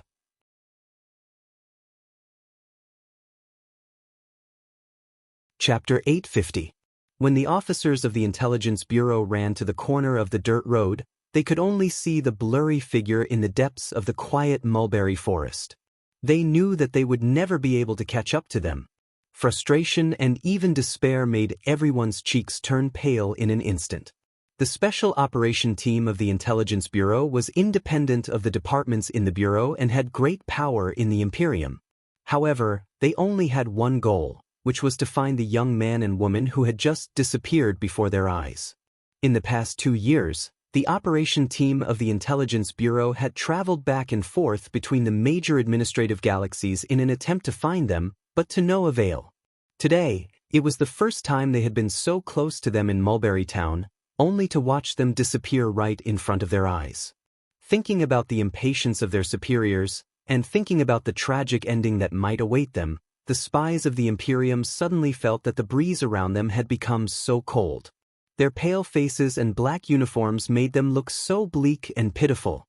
The senior officer of the Intelligence Bureau stared at the two figures that were about to disappear from his sight. Exhaustion and fear from the deepest part of his body leaked out from the beard on his chin. Suddenly he laughed maniacally. He pulled out a sharp knife from his boot and stabbed it into his thigh. There was a muffled sound. The tip of the knife pierced deep into his flesh, and when it was pulled out, it brought out a shocking stream of blood. He breathed heavily and half knelt on the dirt road in a sorry state. Looking at the empty road in the distance, he did not see anyone turn back. The last glimmer of hope that remained in his eyes finally turned into despair. An expression that was close to tears and laughter surfaced on his face. After all, the outcome was death, or even survival that was more terrible than death. The senior officer of the Intelligence Bureau gritted his teeth, his cheeks as hard as stone. He forced a groan out of his chest. Holding the sharp knife tightly in his right hand, he stabbed it into his heart with trembling determination. A sharp tearing sound suddenly burst out in the air, as if a grenade was flying over the mountains. An extremely small stone whizzed over from afar and accurately hit the wrist of the high official of the Intelligence Bureau, directly breaking his wrist bone and causing the knife to fall to the ground with a thud. This official was not acting. More than a year of exhaustion and despair made him want to die. However, at this time, he was half kneeling on the dirt road, holding his aching wrist in shock. He had no time to pay attention to the blood flowing from his thigh. He stared in a daze at the two figures slowly walking out from the depths of the mulberry forest. Endless joy grew in his heart. Who taught you this method? The officer of the Intelligence Bureau did not dare to look at the man who had walked up to him. Together with the 30 or so agents in black behind him, they all knelt down and spread their palms on the ground. They said humbly, "If you don't come, we will all die." The mulberry forest was as endless as the sea. The rich mulberry leaves were like countless hands, reaching out above the dirt road, blocking the blazing sunlight into patches of light or shadow. The small-eyed man quietly looked at the people kneeling on the road. It was unknown what kind of past he was thinking of. Suddenly, his eyes narrowed. He raised his head to look at the sky, only to see those fragments of light become incomparably dim. A few enormous shadows covered the sky above Yellow Rock, casting Shanghai into a cold world. He could vaguely tell that they were three of the most advanced giant warships of the Imperium. The dilapidated public school in Sangku Town was in a state of absolute martial law. The fully armed Imperial Royal Guards guarded in all directions with serious and cold expressions. Outside the walls, whether it was Master Bai, who was still in a coma, the trembling minor nobles, or the slaves and their children who could not hide their shock, they all knelt on the ground and maintained absolute silence. For them, the big figure in the room behind the dilapidated walls was more dazzling than the stars in the sky. They did not dare mention her name and could only use the most humble posture to express their awe. An official in luxurious clothes retreated from the room with half of his body bent. He walked to the outside of the walls and said a few words to the people in a low voice. His manner was extremely majestic. The people kneeling on the ground did not dare disobey. They stood up one by one. However, the strong curiosity in their hearts made them, who were usually as timid as mice, unwilling to leave even in the face of the cold guns of the Imperial Royal Guards. They stood silently outside the public school and waited. "I don't like people kneeling to me, and I don't like your subordinates forcing me to stay in this way. If this happens again next time, perhaps I will run faster." Su Lu picked up the kettle, rinsed the green tea in the cup, and flicked the tea away with his fingers. He looked back at the person who was silently reading in front of the bookshelf with her hands behind her back and said, "Let's talk while drinking tea." Huai Chaosher turned around, unbuttoned the first button on the neck of her military uniform, and sat down opposite the small table. She picked up the slightly hot teacup and gently shook it. She said expressionlessly, "The tea is very ordinary. A student gave it to me, mixed with mulberries. It tastes good." Su Lu replied with a smile. He picked up the teacup and took a sip first. Huai Chaosher held the teacup in silence for a moment. Then she slowly took a sip. Perhaps because the tea was indeed good or because the temperature was enough, the cold expression on her face slightly relaxed. She quietly looked at the man opposite her and said, "Back in the wetland, you promised me that you would come to the Empire to see me." Su Lu replied softly, "Am I not in the Empire right now? But you didn't see me." Huai Chaosher slightly frowned. Her eyebrows were extremely sharp. She stared into his eyes and said, "At that time, you were unwilling to go with me, but I knew that you would come eventually. However, I didn't expect that you would be hiding from me for so long. Su Lu gently turned the teacup.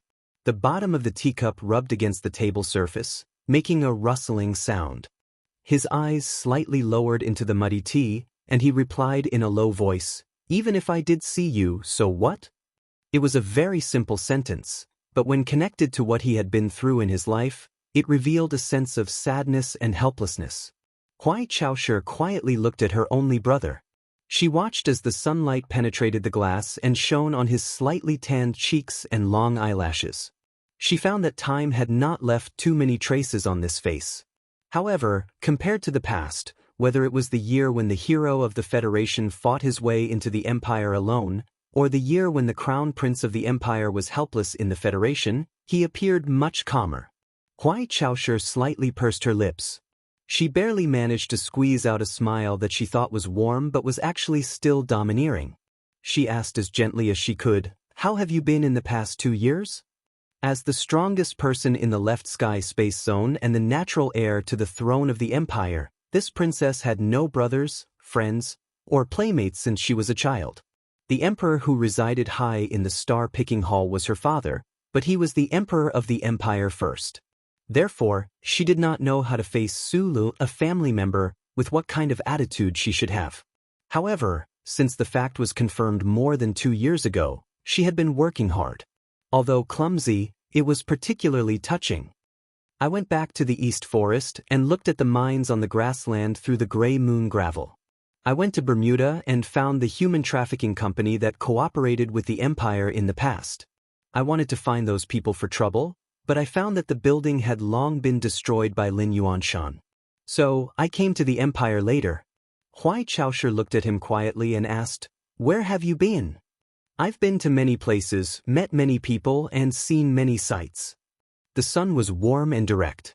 Su Lu narrowed his eyes and looked at the floating waves on the glass with a smile. His mind was filled with the magnificent sights he had seen in the universe in the past 2 years after escaping from the Federation. The spectacular remains of the supernova explosion in the Cross constellation, the underground salt mine of the Lambwa star, the green cathedral on the Gangding star, and of course, the red tide on the Liban star, the fog on the Pinecone Ridge, and the Shanghai beside us. You took me to see these before, but at that time, I was a prisoner. I want to see them as a tourist. He turned his head to look at Huai Chaoshi and said, "Since I am a citizen of the Empire in terms of blood, I think I need to know more about the history and environment of the Empire. Right? I also went to the ancestral shrine of the Huai family in Baiyan to take a few pictures." After being a tourist for more than 2 years and going to so many places, you should have found the answer you want. Huai Chaoshi asked calmly, "What is it?" Su Lu shrugged and said, "The ancestral shrine of Baiyan prohibits civilians from getting close to it. Even if you want to buy a ticket, you can't enter. So, I snuck in secretly. I think this measure is not good enough. It's not friendly enough." "You know what I want to ask?" Huai Chaoshi stared into his eyes and was very tough. Under her gaze, Su Lu was silent for a long time. The smile on his face gradually disappeared, and he answered seriously, "Not being close to the people is actually my answer." So, I don't like it." Su Lu looked back at her eyes and saw that the light in her eyes gradually turned cold. His fingers that were playing with the teacup gradually stopped, and he said, "I don't like civilians not being able to enter the restaurant of the nobles. I don't like that nobles can kill slaves at will without worrying about punishment. I don't like those patients who keep kowtowing in front of the palace and asking for God's blessing. I don't like that some people eat meat and some people eat grass. Sometimes, the people who eat meat will eat the meat of the people who eat grass when they are interested. What I don't like the most is that there are people kneeling everywhere in the Empire." Huai Chaoshi listened carefully to his words. After a moment of silence, she asked, "Is there any essential difference between this and the Federation?" "In the Federation, at least on the surface, most people don't need to kneel. Maybe you think this is just a beautiful and hypocritical coat, but the coat can always keep out the cold. The oppressed people don't need to stand naked in the cold winter wind." Su Lu continued, "Quantitative changes can always lead to qualitative changes. Wearing more layers of clothes can sometimes block the scythe of the reapers. Maybe you think this difference is not essential, but I think the opposite. Huai Chaoshi held the cup of tea that was getting cold and drank it tastelessly. She suddenly said, "There is never anything that is immutable in this universe, including the system. It's just that there is a lack of people who can change the system."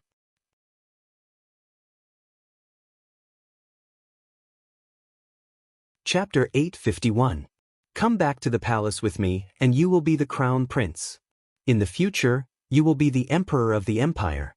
You are still young and have a lot of time to change the system that you hate. Is it harder to change the unfairness in your eyes as a tourist who looks at the suffering with cold eyes, or as an emperor who possesses supreme power? If you insist on hiding among the stars and mountains, praising others, but when faced with an opportunity, you retreated in a vulgar manner and refused to make any sacrifices and efforts, that only shows that you do not truly sympathize with the miserable lives of the common people. You only use it to satisfy your own sense of moral superiority and to mock others. Huai Chaoshi looked at him expressionlessly, her words exceptionally sharp and forceful. In the past 2 years, in order to persuade this guy in front of her, she had thought for a long time. However, it was clear that Sulu had also thought about this question for a long time. Without any pause, he directly replied, "Any great reform or revolution requires the person with the highest authority to make a decision at the critical moment. This decision may lead to the destruction of an entire class, a trade-off between the lives of millions of people and the lives of tens of billions." He looked at Huai Chaoshi and sincerely said in self-mockery, "You know that my personality is flawed. It is very difficult for me to make such a choice. I am only good at destruction, not construction. I am not even qualified to be a battlefield commander, let alone such an important role. If I were to lead the changes in the left sky star region, other than plunging the empire into turmoil and causing more deaths, there would be no other possibility." Sulu looked at her and continued, "One must have self-awareness.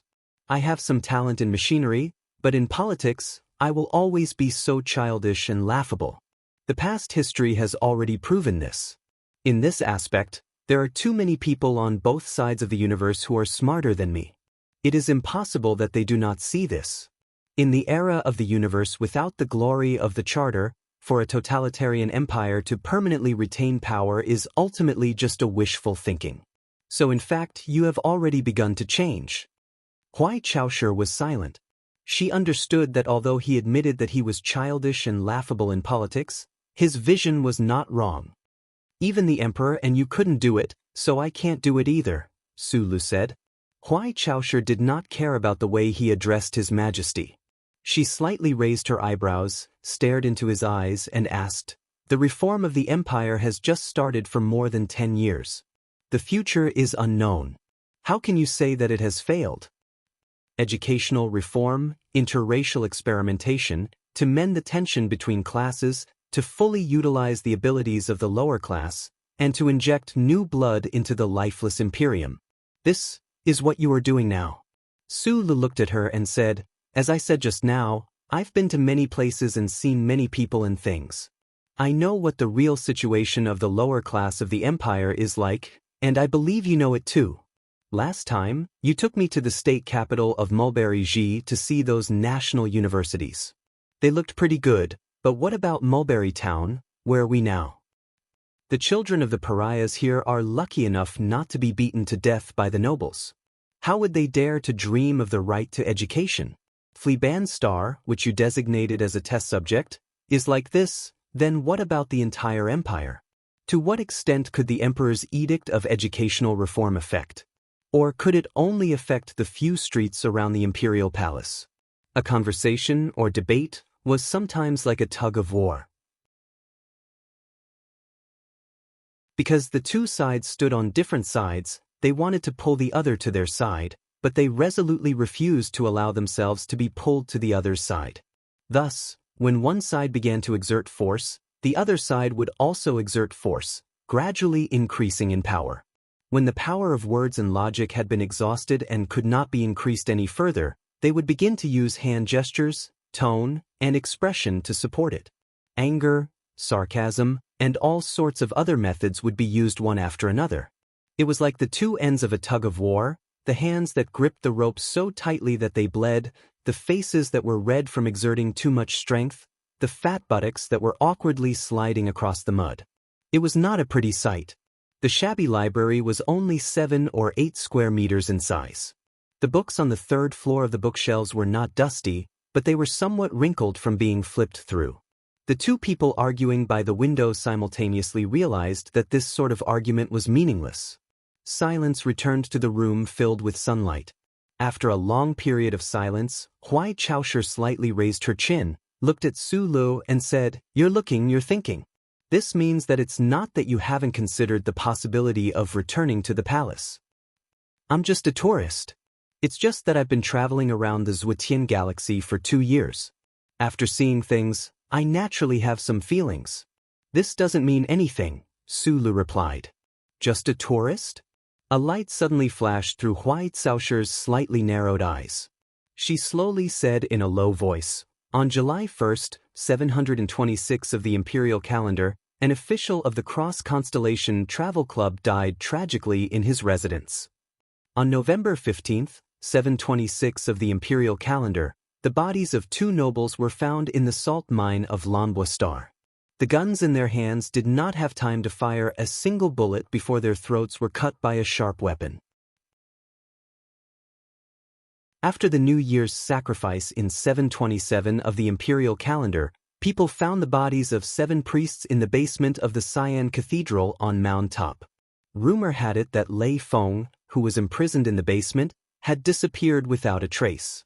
This matter ignited a religious conflict. His Majesty personally dispatched troops to suppress it, and only then was the matter resolved. On April 4th, 727 of the imperial calendar, Huai Chaosher quietly looked at him. Her thin lips slightly opened, and she began to talk about more than a dozen shocking cases in the Zhuotian galaxy in the past 2 years. Every time she talked about the time, place, and person of a case, the strange emotion in her eyes became stronger. Su Li's eyes on the other side of the table narrowed even more. "This year is the spring of the imperial calendar, 728 of the imperial calendar.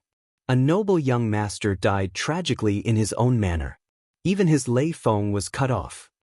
Huai Chaosher stared into Su Li's eyes and said, "Very coincidentally, the places where the murders happened were all places you passed by when you were traveling. According to the time, you just happened to be nearby at that time. Could this really be just a coincidence?" Su Lu was silent for a very long time. He spread out his hands and smiled, replying, "Of course it's not a coincidence." Huai Chaosher looked at him and said, "Whether it is the Federation or the Empire, countless people are guessing where you went. Absolutely most people think that you are living in seclusion in Bermuda. Perhaps there are other guesses, but they all think that you should be living in seclusion after escaping. But you kill wherever you go. What kind of escaping and living in seclusion is this? I'm still young, not old. What else can I do? Of course, I won't bring more than a dozen wives and find a remote place to be a local tyrant. I'm satisfied with the so-called pleasure of living in seclusion." Su Lu looked at her and said, "As for killing wherever I go, it's not that I want to kill people, but that I've seen too many people who deserve to be killed. A noble young master who raped and killed a young girl, a bishop who kept a 7 or 8-year-old boy in a basement like a pig, a noble who murdered a lowly miner to cheat the empire's compensation, they all deserve to die, so I let them die." He narrowed his eyes and looked out the window. Pointing at the indistinct people beyond the broken wall, he said, "On all the planets of the Empire, things like this happen every day, including here. I believe that if you saw those scenes with your own eyes, you would make the same choice. But you are a princess, so you rarely have the opportunity to come into contact with these things. What problem can you solve by killing a few people? To solve the fundamental problem, you need to have the power to kill hundreds or thousands of people. If you still insist on not going back with me." Huai Chaosher narrowed her eyes and stared at him, forcibly suppressing the anger in her heart. After coughing twice, she said, "That can only prove that you are childish, absurd, selfish, and callous. That when you raise your head and see the starry sky, you revel in your sense of moral superiority. This method is too easy." So easy that it makes one sick. Sulu lowered his head and looked at the teacup. Suddenly, he opened his mouth and said, "Back when we were in Master Fan's manor, I told you that I was a very selfish person. I hope you can forgive me for this." He raised his head and looked into Huai Caoshi's eyes. He said sincerely, "Right now, I am a pitiful fellow who has no standpoint. I was once confused and angry, and I didn't even have confidence. Until I found some in a department store, but that really wasn't enough. People have to do something in life. Even tourists want to do something. Kill those people, do those things, fight for justice, avenge the innocent, and so on." He shrugged and smiled. "It's just my favorite pastime. It's where my interests lie. It has nothing to do with morality." After a long time, Huai Caoshi's narrowed eyes gradually relaxed. She said, "I accept your explanation." She stared into his eyes and continued, "But have you ever thought about how many people will be angered by your reckless behavior? You're just a tourist, you can leave as you please, but the weak you want to protect will have to bear the bloody revenge of the nobles after the incident." "Of course, I've thought about these things." Sulu looked at her and scratched his head in embarrassment. He smiled and said, "Those truly crazy and cruel fellows, I did my best to kill them all. As for the aftermath, I know that the officials of the Intelligence Bureau have been looking for me this entire time. Since they are your subordinates and have guessed that I was the one who did it, they should help me take care of the aftermath." He hurriedly picked up the kettle from the stove and filled Huai Caoshi's teacup. He smiled and said, "The Imperial Intelligence Bureau is personally led by Your Highness. Of course, they have this ability." "Are you using me?" Huai Caoshi stared at him. "Are you reminding me?" Huai Caoshi sighed. Holding the teacup, she was silent for a moment. Suddenly, she shook her head and laughed without warning. However, her laughter was immediately replaced by a series of coughs. Sulu frowned and looked at her coughing. He could clearly hear the pain in her voice. Looking at her pale face and her face that was clearly thinner than before, he subconsciously raised his left hand and wanted to massage her back to relieve the pain. However, his arm was extremely stiff and could not reach over no matter how hard he tried. He knew that although she had not been on Mo Hua planet for the past 2 years, she had spent all her energy on that planet filled with death and slaughter to fight against that cold and crazy famous Federation general. She had even risked unimaginable danger to assassinate him 3 times as a princess. Sulu knew very well that even for someone as powerful as Huai Caoshi, it would be extremely difficult for her to assassinate Du Shaoqing, who was heavily protected by the military. She was already extremely lucky that she did not die in the Federation's military camp these 3 times, but she must have been severely injured. Looking at her coughing and frowning, Sulu also frowned. He took a deep breath and asked, "Are your injuries serious this time?" His palm landed on her back, and the warmth of his 8 rice true chi was transmitted to her through his palm. "You're tuning in to the Dreamy Chapters YouTube channel. We're so grateful for your support, and don't forget to subscribe to join us on this incredible journey through captivating stories. Your generosity through donations truly makes a world of difference, as it's the primary source of revenue that allows me to expand and enhance this channel for you. Thank you from the bottom of my heart for being a part of this adventure.